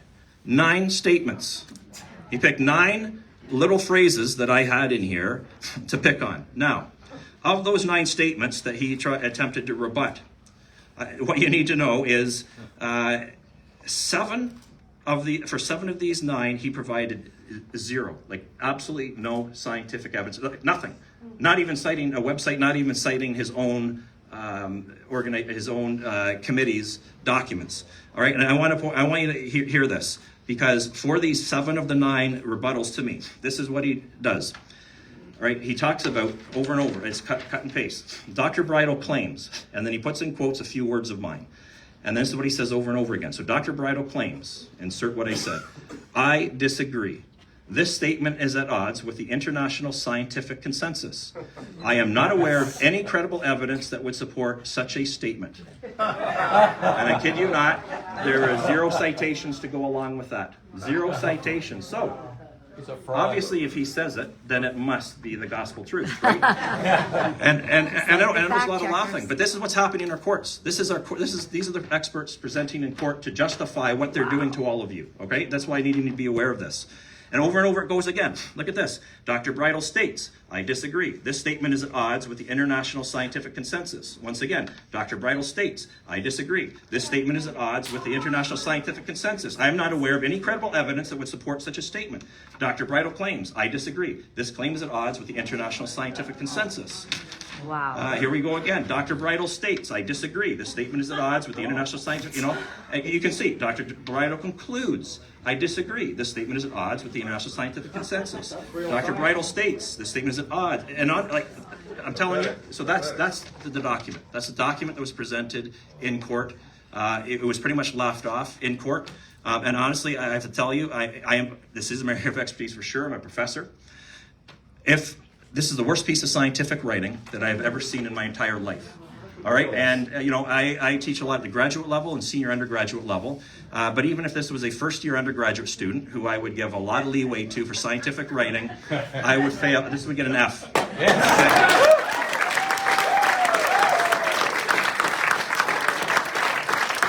So I just want to point that out, and so not just a couple things. I just want to touch down a couple things, and then we'll go to what your questions are.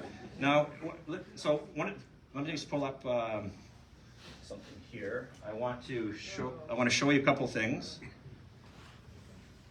So,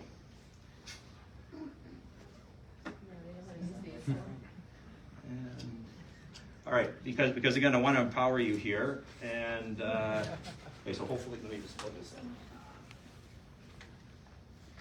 You're very, very nervous. Okay, so this is why we'll use their own data. The data that's most broadly accepted as being the most valid, as unbiased as I would argue that it is, right, is public health officials' own data. So as you can see, this is Public Health Ontario. And you know what I'm going to do? I'm going to refresh this. So you can see here, I uploaded this before coming. So February 11th, 10:32. But let's refresh this, all right? So, first of all, one of the things I want you to note here, you see this due to technical difficulties. So this is Ontario public health data. The case rate by vaccination status by age group is not available. That's been the case since well before Christmas. All right, so apparently our government can't figure out these technical difficulties for all this time. I want you to note that. She started asking, what does that show? So, what am I going to jump to right now? This shows cases by vaccination status. So what I want to do, let's look at since we started vaccinating. So we're going to go to all time here. Now, because I want to point this out, it was argued that this was a pandemic of the unvaccinated. This is based on these lines back here, and the fact that the purple line, which represents the unvaccinated, was a little bit above the green line, which is the fully vaccinated. Now, what you have to understand are two things. The reason why this was a little bit higher. First of all, we're dealing with a time when there were very few cases. Very few cases. So that you have to understand that background. So this really is quite meaningless. That curve is really quite meaningless throughout this whole time point. And then what you see here, this peak, this is with the huge Omicron wave that came through, right? Where most of Canada was vaccinated and it could do nothing to stop this wave. Now, the reason why this was reversed is because, remember, this whole time, guess who's being tested? So we know, you've heard the science. The vaccinated and unvaccinated can both get infected with Omicron, right? And they can both get sick. So if you look for an infection predominantly in one population, guess what happens? You predominantly find it in one population. And we all know this is inherently true. Most of us, if you've been in workplaces, anybody who is not vaccinated has been able to get an exemption. It's on the basis that they commit to regular testing all the time, right? And so if you're just testing, if you're primarily testing the unvaccinated, of course it looks like it's a pandemic primarily of the unvaccinated. So understand where that comes from. That's science. So, but even understanding that bias is there, look what happened when Omicron hit. There was a crossover on December 24th, Christmas Eve, and look at what the green are the fully vaccinated. 30 to 40% with the Omicron wave, the fully vaccinated were 30 to 40% more likely to get infected with SARS-CoV-2 than the unvaccinated. This is what I mean. Dr. Alexander was being nice by claiming that maybe the vaccines are simply irrelevant now. We have growing evidence from our own data here in Canada and many other provinces as well that I could show you that the vaccines are actually making things worse. This might be vaccine-enhanced disease, some kind of vaccine-enhanced infection. Worst case scenario as a scientist, I'm actually starting to get a little bit worried that have these vaccines actually started inducing some kind of immunological tolerance, tolerizing people against this pathogen. But again, we don't know exactly, but their argument, this does not, as you can see, support the narrative. So what's going to happen now if we have a fourth wave in the future? What direction is this going to go? Is this going to get even worse for the unvaccinated? But my goodness, basic cost-benefit analysis. If you have somebody right now in the context of Omicron right now, which is predominantly circulating, and you want to reduce their chances of getting infected with SARS-CoV-2 so that they can't pass that along to the frail elderly, the immunosuppressed, et cetera, all the high-risk individuals, you don't want them vaccinated. The unvaccinated are the ones that have disproportionately fewer cases of COVID-19. So, that's right. This is Ontario's own data right here. Okay, you saw it, up to the minute data. Now, they also tell us that the ICUs and hospitals are overflowing with people and have been. So what I want to point out, I've been looking at this, and consistently in terms of the ICU, about 3/4, again, since Christmas Eve, have been people who are vaccinated. All right, and that's almost on par. So again, the argument is, well, it's disproportionately still occurring among the unvaccinated because about 82% are vaccinated. Well, it's like splitting hairs because it depends on any given day, of course. This has been varying, but it's almost proportional in terms of the hospitalizations according to this biased data. But look at this. Even in the ICU, what they don't want you to know is, yeah, they try and make this argument it's still disproportionately occurring among the unvaccinated because you got to remember we're a much smaller population than the others. But the reality is the majority, right, a fairly substantial majority are the vaccinated here. And now this is what you have to understand because this is with Ontario's own biased data. And what they've also released, but they will not overlay this data with what they have released. In other words, tell us how you break it down by vaccination status, is they've admitted that almost 50% of everybody in hospital is not there because of COVID.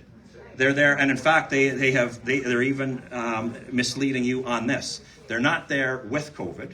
They keep making this argument. They're not there, almost 50% aren't there because of COVID. They're there with COVID. No. Almost 50% of people are there with a positive PCR test result. That's a very important distinction that they don't make, right? And so, but we don't know then, of those, how does this break down? Because maybe this proportion that are in there in the hospital but are there with a positive test result rather than because of COVID, maybe this becomes an even tinier piece of the pie. So I want to point out, and the other thing that people keep forgetting about, this is the last argument they keep trying to make, is these vaccines, they might dampen the severity of disease. Okay, if you think they might dampen the severity of disease, you're welcome to that belief, and you can take the vaccines. Don't make the rest of us take them, because what you're arguing is, what we're trying to argue is, but if you don't get the vaccine and then you end up in hospital or the ICU, that's a bed that's not available for somebody who's in there by no fault of their own. For example, a non-smoker who gets lung cancer. Now there's maybe not a bed available. Our beds have not been filled on one single day in Ontario for the past 2 years. Also, there has not been one single day throughout the entire 2 years of this declared pandemic in which the majority of people that have been in hospital have been there because of COVID or with a positive PCR test result. All right, so this capacity issue is not there. And all those people are trying to make that argument. I hope that they are non-smokers. I hope they don't drink. I hope they never speed for the rest of their lives. Because if they do anything that puts them at enhanced risk of getting to the hospital, then they are complete and utter hypocrites for trying to force other people to take this for some clearly nefarious benefit. That's not what vaccines are meant to do. And so, I'm going to end with this one because I think this is an important example. It highlights 3 important things. So the other thing I want to show you here, I actually had 2 colleagues who I was very close to from McMaster University. I've published with one of them. I've served on grant review panels for the Canadian Institutes of Health Research here in Ottawa in the past. But I'm sorry, I'm going to highlight this article. This is public. As scientists, we can debate the science in public. They certainly won't talk to me in person. But so this is an article that was published in The Conversation. The Conversation is, it invites articles for the lay, this is for lay people. So they invite articles designed for a lay audience to understand science. And they invite it from people, academics across our institutions, our universities across Canada, okay? I wrote, I can't remember, 6, 7, or 8 articles for The Conversation early on. They kept calling me up and wanted me to write articles. Now they've censored me. They censored me a long time ago. So I want to highlight that. So here's one, and in fact, just on the, because that's one of the things I want to touch on, even the censorship. So when it comes to the comment section used to be open. People could comment as much as they wanted, for as long as they wanted. Now they close it after 72 hours or less if it's information that could be considered breaching their standards. And so I, as a scientist, I have major concerns about this article. I was not allowed to post it. You see, one comment, one person got a comment in. Not one. I can't comment on this article. I can have no public comment on this. And so that's why fine. So I'll comment now. You don't allow me to do it here, I'll comment now. All right? And what I want you to see, there's 2 things that are very, very, very important. I want to use one example.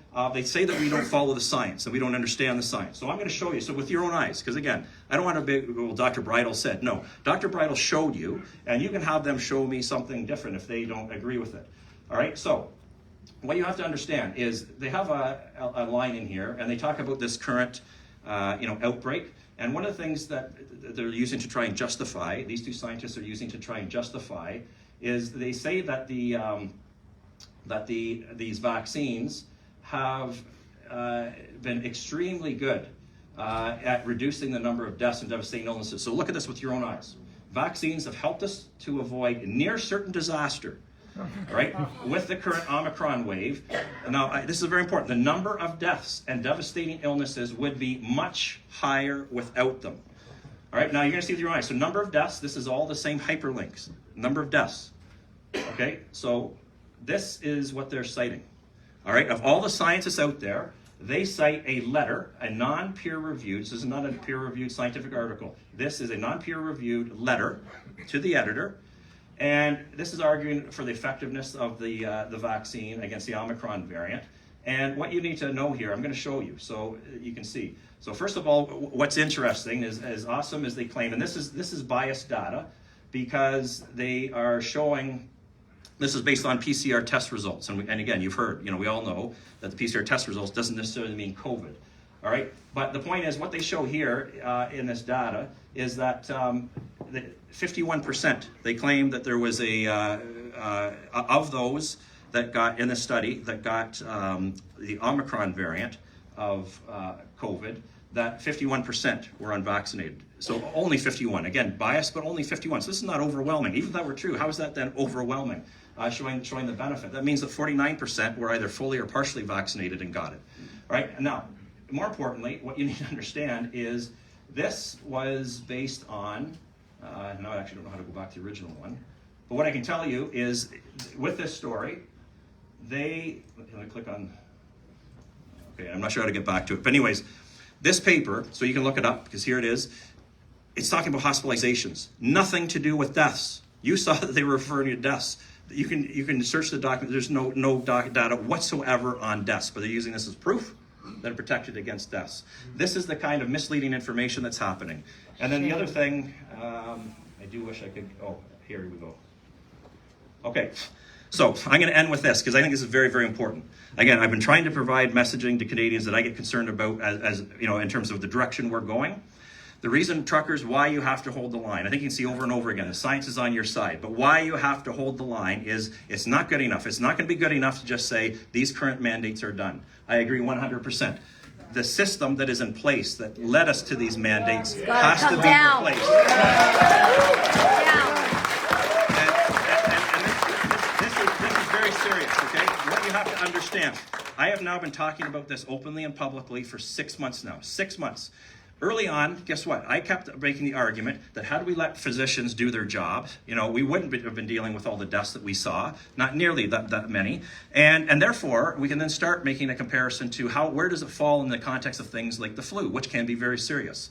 Worse, the flu can actually kill our children in much greater numbers than SARS-CoV-2 ever will, right? So I was using that argument to try and put SARS-CoV-2 into a relevant clinical context. I actually stopped that because I actually started getting quite scared that, you know what, I can see what's going to happen. They're going to start flipping the narrative. They're going to start using the flu to institute all of this stuff. And it's a very small step to take in that direction. Once you have everybody so scared, we've seen the fear of Omicron, which is no worse for the vast majority of people than a bad cold. I'm telling you, I have copies on my computer of screenshots from conversations that are going on social media and from adults here in Ottawa. They're actually scared of the snow in Ottawa. And you know why? Because there are so many unvaccinated people that surely we must be contaminating the snow with massive quantities of SARS-CoV-2, and the snow is going to kill them. And I'm serious. They are requesting that government officials start testing the snowbanks in Ottawa. And so when you understand the depth of the fear that people have had drilled into their head about Omicron, it is a small step to start convincing them, you know what? Whoops.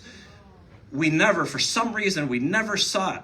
We never saw how deadly dangerous the flu actually was, right? And I kept using that as an example. We lived with the flu. There's a certain quality of life that we accepted, right? And despite the fact that some people died with it.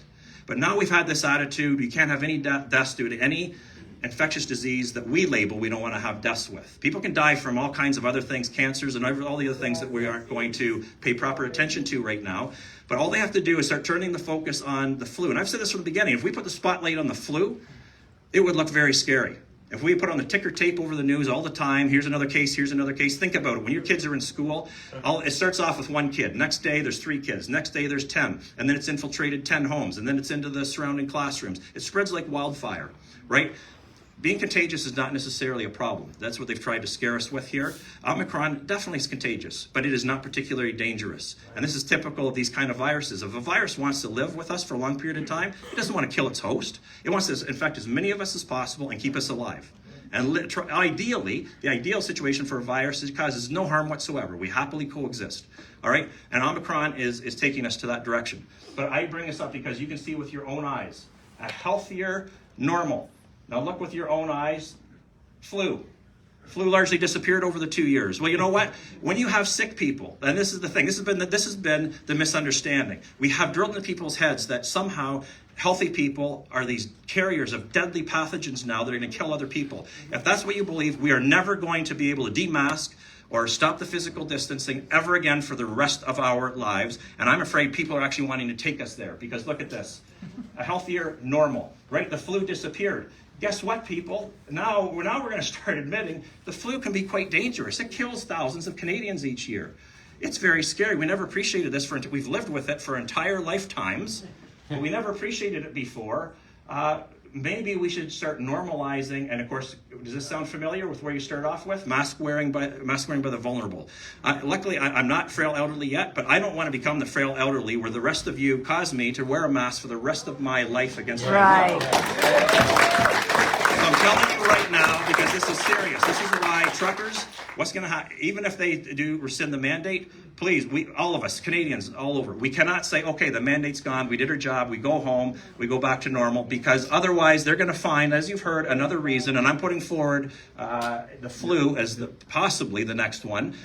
and they're going to keep us locked down, and they're going to keep masking us, and they're going to keep, and if you don't believe me, you can look it up. The same companies that have these mRNA vaccines are making the same mRNA technology, applying those vaccines to the flu, and they're in clinical trial testing right now. The data looks just as awful. They're pushing it just as fast, and I can show you where Moderna issued the results of their clinical trial, and they were cut by a scientist who actually drew a line on the graph.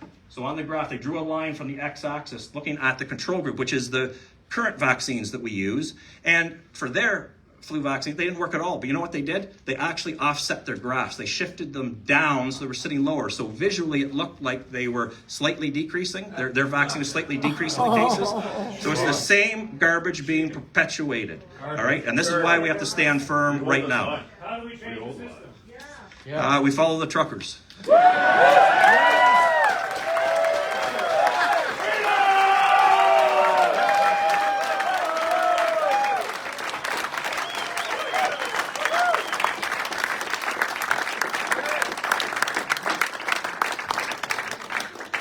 Wow, thank you, Dr. Bridle, for that amazing talk. For all the doctors, please.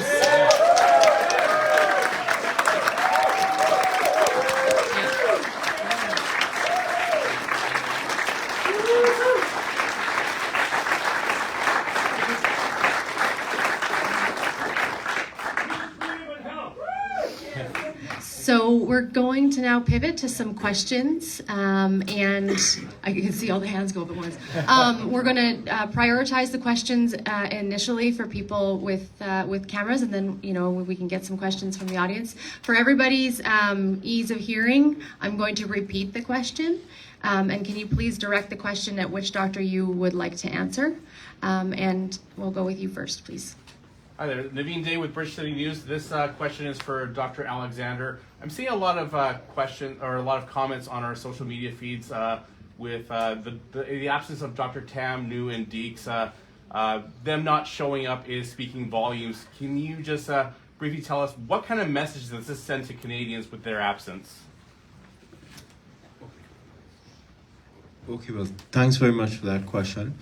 I think Dr. Bridle was alluding to it there, that I think it's like a glaring omission that they would be formally invited and that they would not turn up or even send representatives. And the key with the invitation was that we made sure that we actually even, including the Prime Minister's office, and so that even at the highest levels of government, that the Prime Minister would know, and his office, and they do know because we communicate routinely with them, and we get direct responses back from them, and not just a generic response. I get direct responses from direct people to me specifically.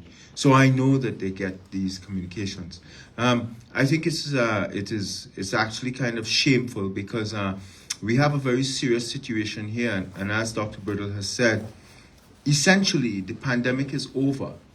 And I think what is happening now is that when you read the press right now, you can see that the public health officials at the federal level and the provincial level, they know it's over, but they just cannot let go. It's almost like this right now is about power and keeping this control over you. And they do not want to end this, but it is very important what Dr. Bridle said. This is not just about ending these mandates. These mandates are moot. The mere fact that the vaccine does not stop transmission means the vaccine does not work, it has failed. So the mandates must be ended. But we have to lift and end the emergency declaration that underpins it, because they will pivot back to that and impose other mandates on us going forward. So it's not just the mandates. We have to lift and declare the emergency over and all those emergency powers removed.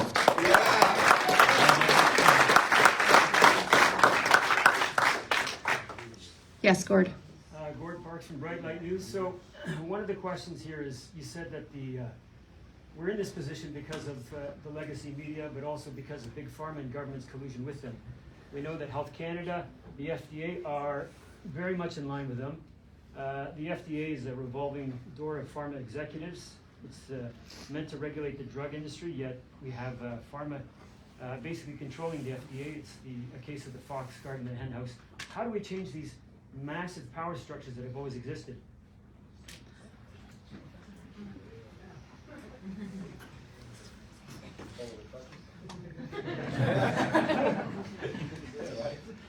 Fortunately, we still, at this moment, live in a democracy.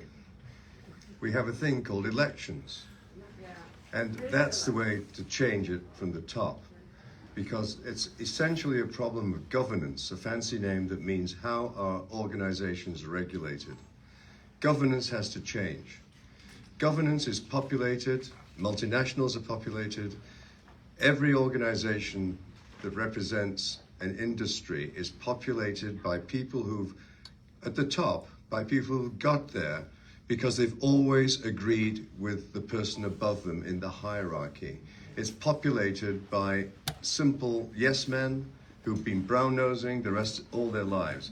Exactly the same in faculties of medicine, in universities. These people, these experts at the top of the pile, only got there because they said yes for 30 years. And they're not going to bite the hand that feeds them. So government has to turn off the spigot. The money is what is going to change things. By stopping the support of universities, which in my opinion are the principal reason we're in this mess, because of wokeism. Turn off the spigots in university. There'll be a gnashing of teeth. They'll be claiming that we're constraining liberty and freedom of speech. It's the other way around. They've been constraining speech. They've been restricting things. Yeah. So anyone that's been to university recently will realize that. You get the drift really quick. If you want a good mark, don't piss off the prof, right? Comply. So that's the short answer.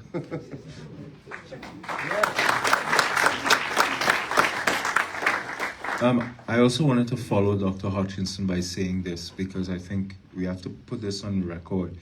Look, a lot of things were done wrong across the world with this pandemic in terms of the response. And there are a lot of smart people like Bridle et al. Who we've been informing the governments of the wrongs and what should be done. But they never listen to us. And my point of view is this. I am always for everyone to have the ability to defend what you've done and to show how you got to where you got. But I want governments to understand that this time, for what has happened for 2 years now, this is not just simple mea culpa. When we get to the end of this and we open our societies, we need proper commissions of inquiry. We need to go back and we need every single person who made decisions, every single person. If and I want you to be able to defend what you've done and show exactly how you got there. But if in a proper legal inquiry, no kangaroo, properly done, you are allowed to defend and to show.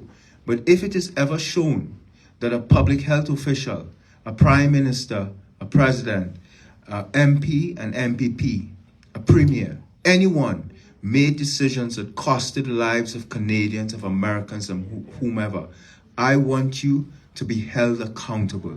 I want the legal process to play a role.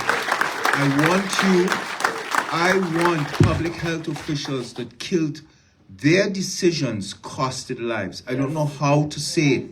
And if we have to go back, I want you to face the same pain and suffering that families face. Dr. Hodkinson said it. We could not even bury our dead. Yes. We have parents who died and we couldn't even hold them. So I want you stripped of every cent, every single way that you benefited, whomever, any pharmaceutical, anyone. I want it taken away and you reduced because you costed lives and you have to be held accountable.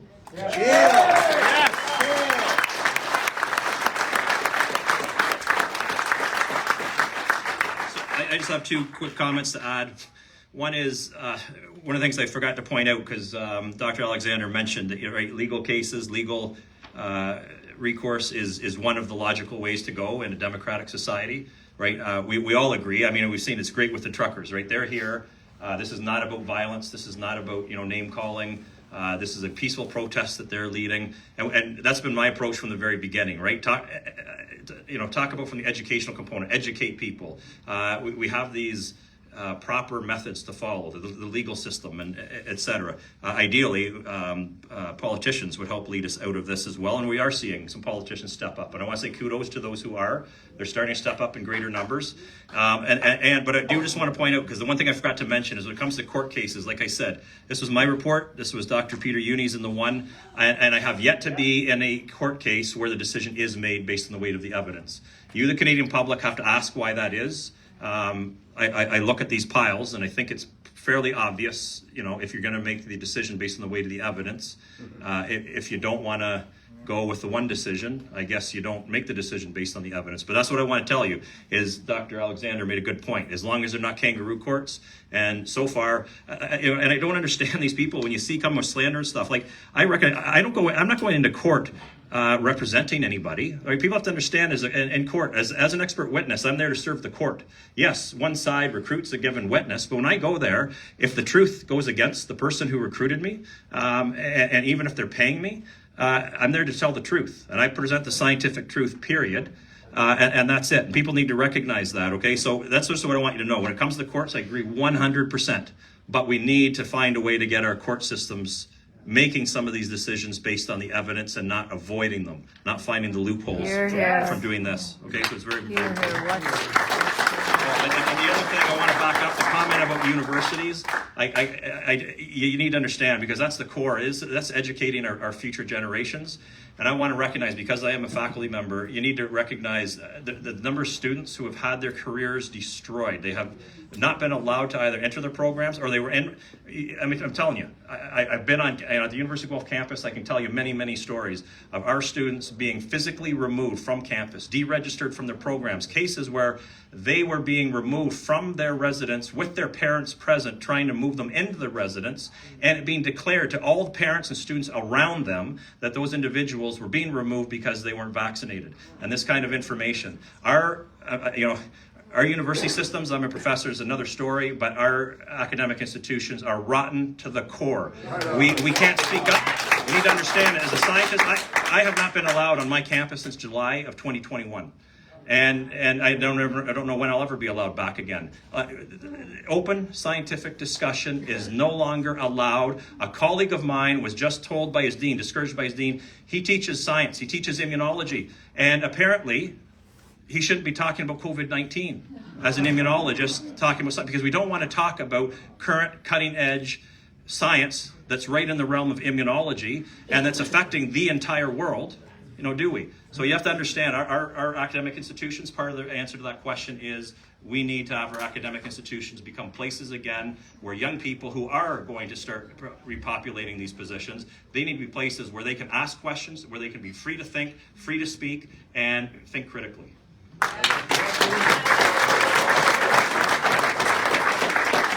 We'll go Jim, and then you after. Yeah, so this is Ann Vandersteel of Steel Truth out of the United States. Go ahead, Ann. Thank you, Jim.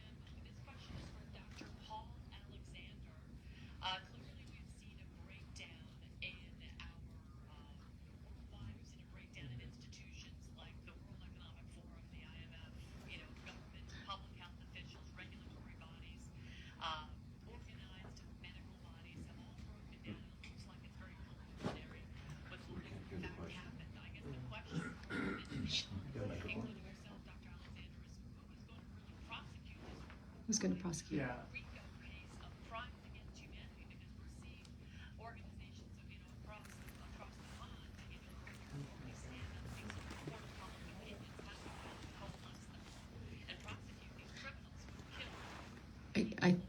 I think I got the question, and I'm going to repeat it. The question, if I'm right, is how are we going to prosecute? Colluding organizations. Yeah, in a RICO case. In crimes against the World humanity. Economic Forum specifically. And it's to Dr. Alexander. Forum. Okay, well, thanks very much for directing the question. And so that's the question, really.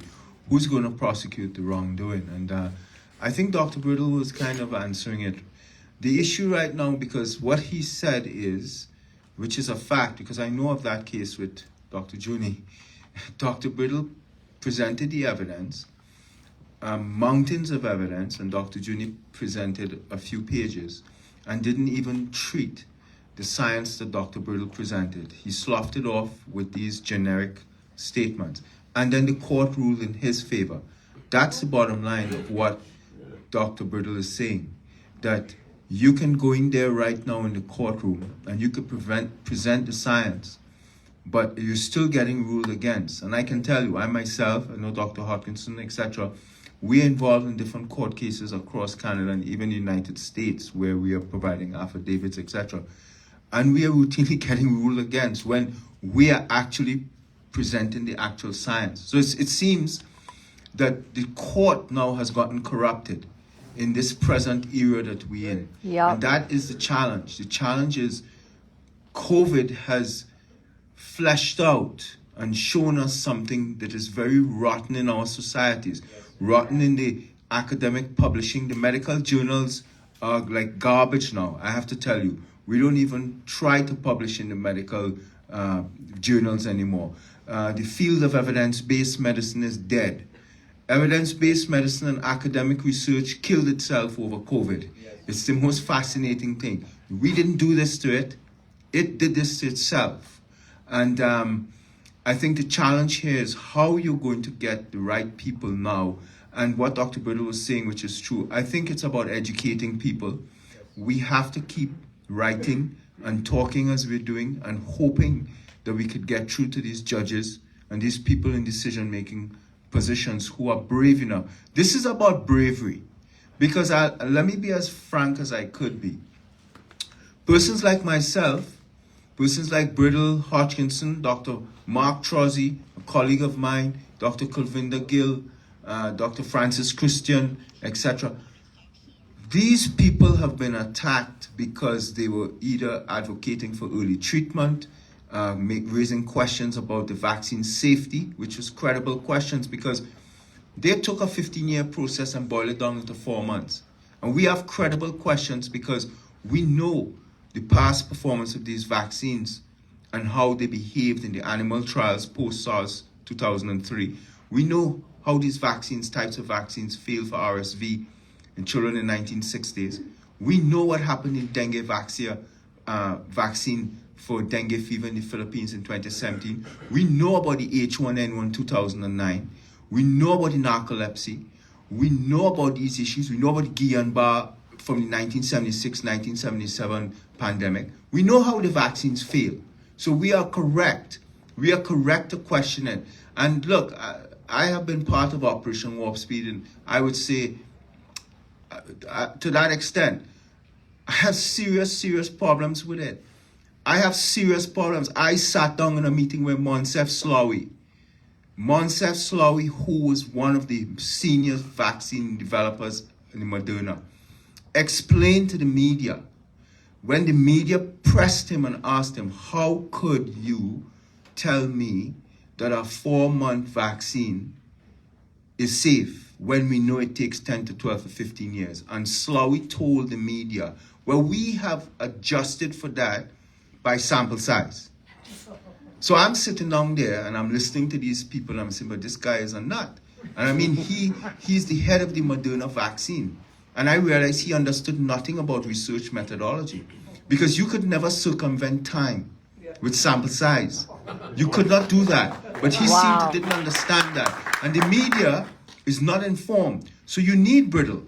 You need me. You need Hodkinson to keep on the case and informing the public, as hard as it is, to try and hope that we could even get to these judges and at least educate them. Because as you know, the legal matter is actually always won or lost in the court of public opinion. And these judges are impacted by what's happening in society.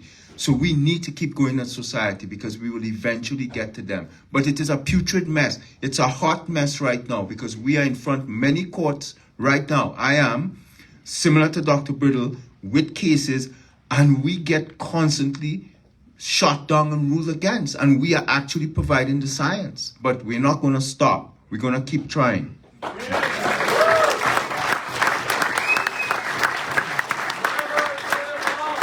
Again, just to reemphasize, in my experience, it's not even being shot down. It's just nothing. The ruling not even being made on the evidence.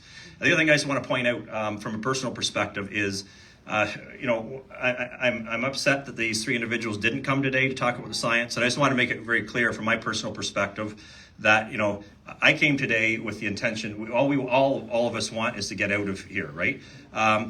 Personally, I'm not going to attack these individuals. I was honestly hoping. So to give her due, Dr. Theresa Tam has been starting to change the messaging recently, right? I mean, the reality is they have to. The Omicron data does not at all support. Not only does it not support, but it contradicts the narrative. So they have to. But again, I don't care about reasons why people are doing something at this point. The first step for all is to get rid of the mandates, right? That's the first thing. Then we can cover all these other things. I personally would love to sit down with these individuals, talk openly about the science, and move forward from where we are right now, right? Just so that I just want to make that clear. I think that's what we all need to push forward on. Is let's be productive right now and solve the current pressing problems, and then we can deal with the system that got us here after, right? But I think we need to agree to work together on this. I'll go you first, and then Laura Lynn after. Yeah, go ahead. Hi, Randall Burgess from Laura Lynn TV. I was wondering if somebody could address the aspect of the hospital protocols and how they've chained doctors into a formulaic procedure in treating people that come in with COVID symptoms that has been egregiously harmful to people. What should we expect? What can we do in the future to change that? Government has got to stop pretending it's your doctor. Yes.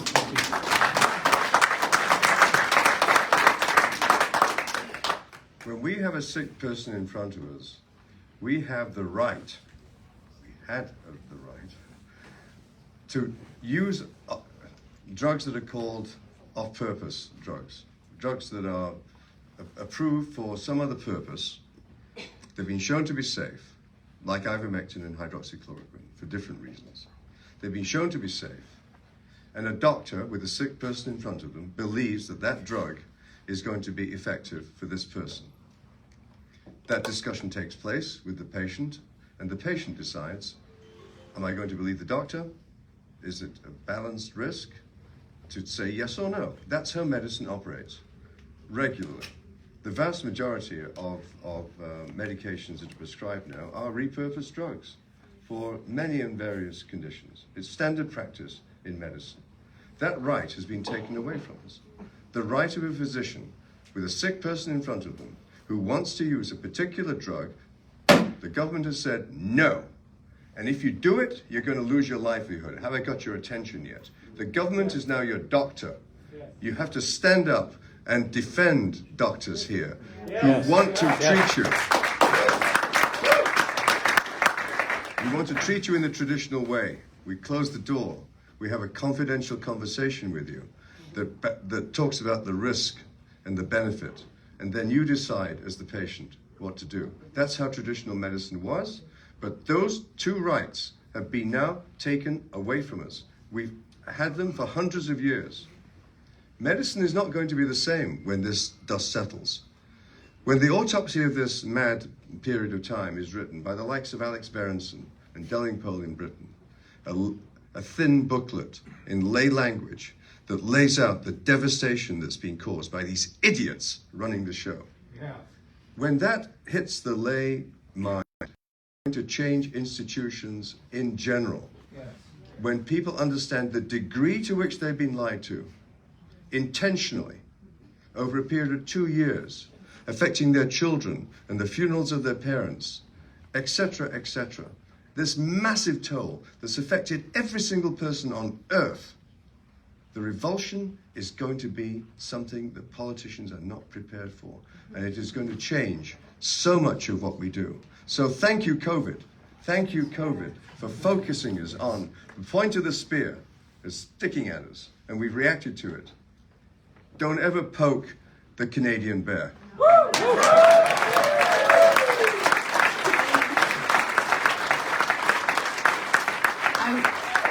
I I would love to give the audience an opportunity to ask a question. If there's anybody who, yes, sir. You can just project your voice. That would be great. Sure. I'm very much interested in truth, freedom, and health. And some of the panelists may know about Dr. Shiva in Massachusetts. And he's evidence-based, working on the science, system science. And my question for the Canadian context is, anyone in the room knows about using pre-notice of liability to stop and correct, inform the people who make decisions that they're doing harm or potential harm, then serving a notice of liability and using the small claims courts, we as individuals, without using a lawyer. Can anyone speak to that? Well, it's not really a doctor's question, so. Yeah. Yeah, do you have people you can refer us to? Are you going to be here for the weekend? Yes. Okay, so there's going to be a 2-hour discussion panel on the main stage in front of Parliament Hill tomorrow from noon till 2, I believe is when it's scheduled, and there will be a legal person. Fantastic. Thank you very You're welcome. much. Please all come. Yes. A question. Oh. If I may ask a question of my colleagues, in terms of what they may feel about the fact that on February 2nd, the Office for National Statistics in Britain admitted, realized, and described that when they did a test on the first 7,000 children, that British children are up to 52 times more likely to die following a COVID shot than unvaccinated children. In the 8 months following the vaccination, 8 months more likely to die, 52 times more likely to die in those 8 months. I know you gentlemen know this same study as I do. Would any of you wish to comment?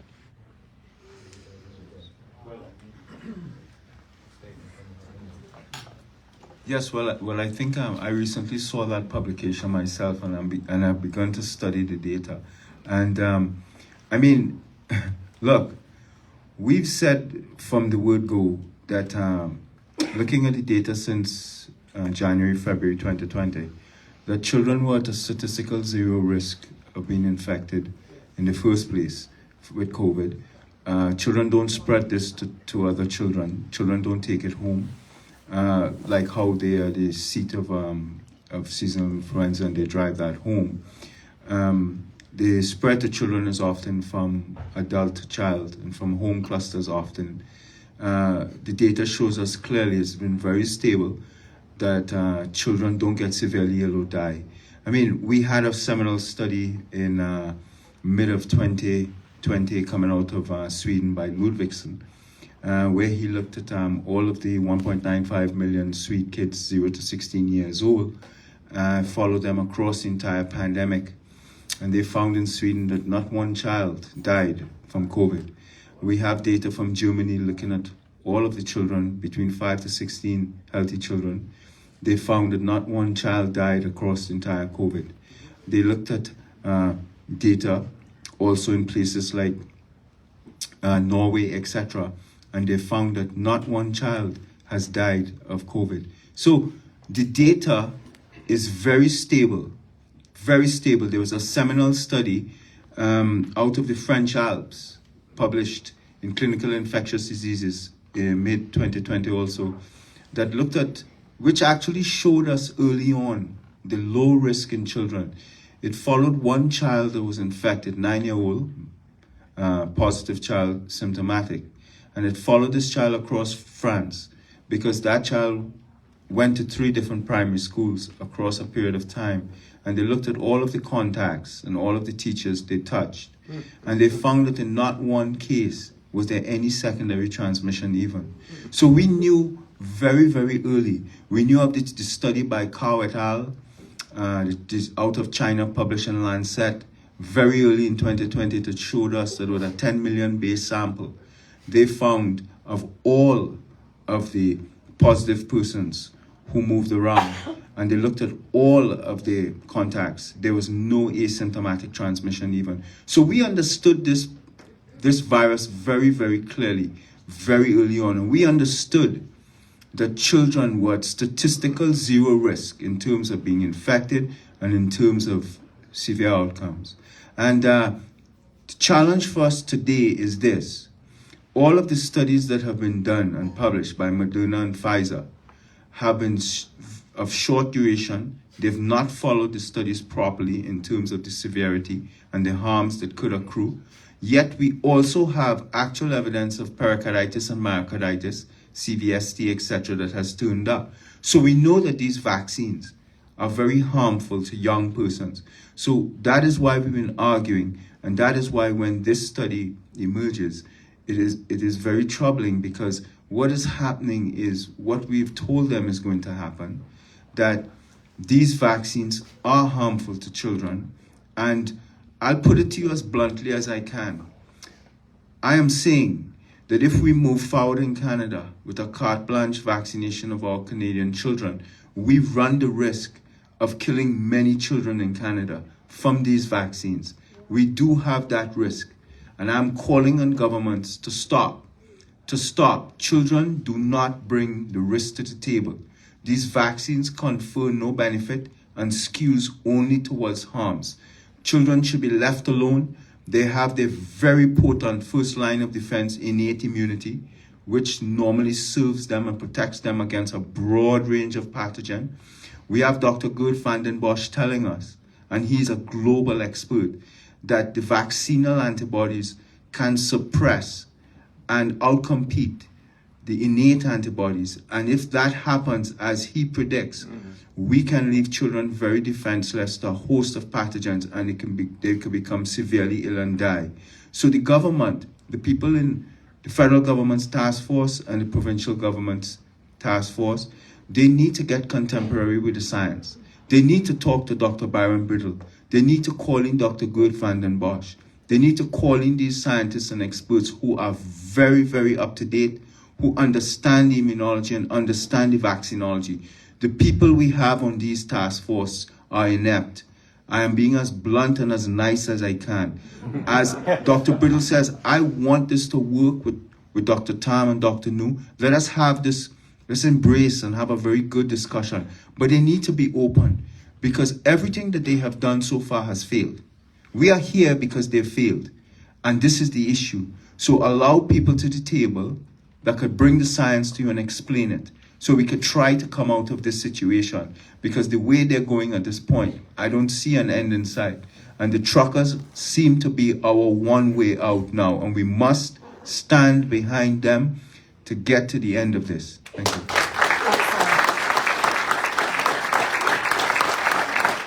I can speak to this issue about children as well. So the thing is this, right? The vaccine manufacturers argued that they ran studies, clinical studies, in children, and they didn't see any major harms. So I just want to highlight this. Again, when they say that, what they forget to tell you is, you heard this before about numbers and trying to make up for a lack of being able to evaluate the potential harms of things over long term with larger numbers. Well, these trials with children are very low numbers. And so when you're looking at a group of 1,400 vaccinated individuals, then you have to remember some of the problems we've been seeing coming out with these young people are related to sex differences, right? So we know, for example, the heart inflammation, it occurs both in males and females, but it does occur preferentially among the males. And so if you break down these populations, you're looking at something that happens mainly in males. You're talking 700 kids that were tested, right? And now you ask yourself, so in Canada, we defined for ourselves a long time ago what's too dangerous, because we said that at 1 in 55,000, and I will say that we probably almost certainly underestimated the severity of the problem. But again, I go with the numbers that are out there. We defined in Canada that a 1 in 55,000 risk of a potentially harmful blood clot and was too dangerous for Canadian adults. Again, I'd like to emphasize that. 1 in 55,000. So if 1 in 55,000 Canadian adults were at risk of getting a serious blood clot, we declared that too dangerous. So you just have to ask yourself, if you're running a study then with 1,400 children, what are your chances of detecting something that occurs in 1 in 55,000 children? Right? I mean, it's just common sense. It's just common sense. These trials were not designed to identify things that can happen in our children that are too dangerous for adults, let alone children, which are at even lower risk. That's really all we need to know. And then also in answering that question, we don't even have to talk about the children. We just have to go back, right? Pfizer was required, and as they should, as they continue to conduct their clinical trials, which are destroyed now. Like, we don't realize there's no controls left, right? They vaccinated all the controls. I can tell you, we are experts when it comes to science. Anybody, it's basic science. If you have, if you're running a scientific experiment and you have one treatment group, you can draw no conclusions. Zero conclusion. Like, if you didn't catch that, a basic experiment means you have to have at least two groups. You have to, if you're looking at the effect of one thing, you have to have one other group where that thing hasn't happened. The perfect experiment is you have every single thing controlled between two groups and only one thing differs between the two of them. Well, we don't have a control group anymore for these, just so that you know. But they did update their data, Pfizer, their data. And so we're talking about the data from the original variants for which these vaccines were designed. And I can't emphasize this enough, in the context of the original variants for which these vaccines were designed, the vaccines completely and utterly failed in their goals. That is not highlighted, but it is published data. And what they did is they put most of this in what they call the supplementary data section, where you got to go down to the bottom of the page. First of all, in order to understand, you got to be a scientist. It's tough slogging. You have to be a scientist with deep expertise in the areas relevant to be able to read these documents and dissect them. Then they buried the data in supplementary data sections where you got to click on a little link. It doesn't come up with the paper itself. But their own data showed. If you do a cost-benefit analysis, so it did show a benefit of reducing the percentage, the occurrence of COVID-19 compared to those who are unvaccinated. A small benefit. I like to emphasize, okay? It showed a disproportionately large increase in the experience of severe adverse events in those who were vaccinated. So that alone would tell you, okay, we do a cost-benefit analysis, this doesn't make sense to implement them. But we were all told, so even when it comes down to, this is the important thing, the last thing, like I said, that's being used to try and make this argument is that somehow they might blunt the severity of disease. Pfizer's own data showed there were actually more people who died in the vaccinated group than the unvaccinated. I'm not going to make the claim that it caused more death. It statistically was not significant. One of the problems as well, guess what? When they unblinded the trial, which means when they discarded the control group, they vaccinated them all. In that vaccinated group, 5 of those individuals died after getting vaccinated. And there was one additional death in the original vaccinated group. But we had no control group. So for all we know, again, I'll admit as a scientist, maybe if we had still the control group, there would have been 4 or 5 deaths in the unvaccinated. We really don't know because we don't have a properly conducted trial. But the result is crystal clear. When it came to hospitalizations and deaths, their own data showed there was what we can say, as a scientist, we can say that the statistical analysis tells us there was no statistically significant benefit of the Pfizer vaccine in reducing hospitalizations or deaths. And so we don't even need to talk about the children, because what that tells you is now we're talking about the Omicron variant, and for which these vaccines are now massively outdated. So not only with children, these vaccines make no sense whatsoever and never did for anybody, adults and children alike.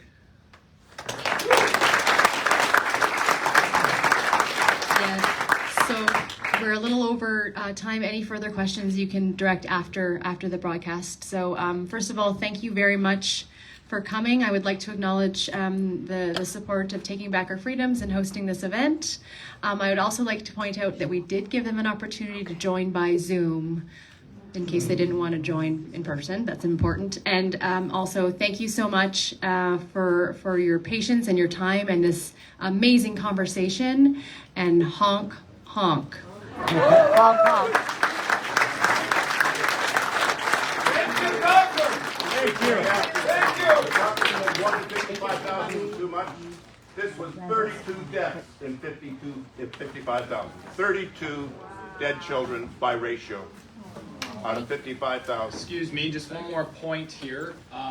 As you're all aware, distributing this information has become challenging. I'm working with the Taking Back Our Freedoms team. So tonight there's going to be an official live show release, a premiere, at 7 p.m. Eastern Time. And the website link for that is tbof.ca.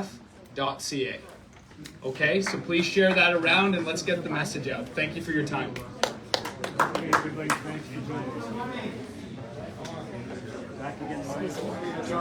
can barely use my legs. I bet. You're just all right, everyone. What an unprecedented time we've had here in Canada.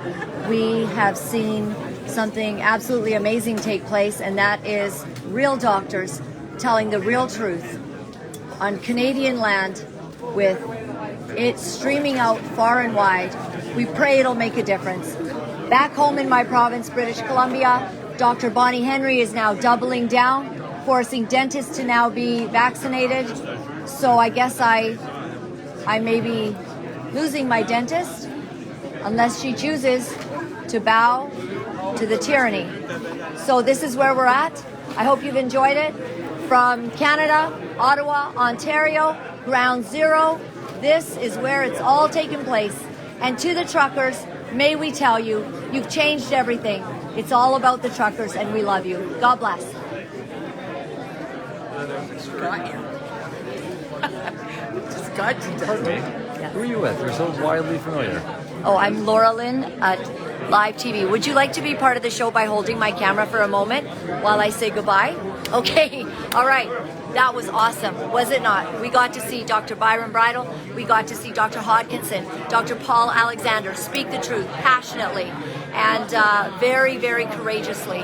This has cost them everything to be able to do it. This was unprecedented. Unfortunately, Dr. Theresa did not have the courage to show up, and we know that she probably has a little bit of paper, just like some of those other people presented in courts. We need a complete overhaul to our system. If anything is obvious, the courts are not standing with us. The government is not standing with us. We have got to have a complete and total overhaul to our system. Thank you to the truckers. We are in it for the long haul. Nobody's going home, and that's the message that the government needs to get. We're here to stand with courage. God bless you, everyone. Say goodbye, everybody. Nice to see you.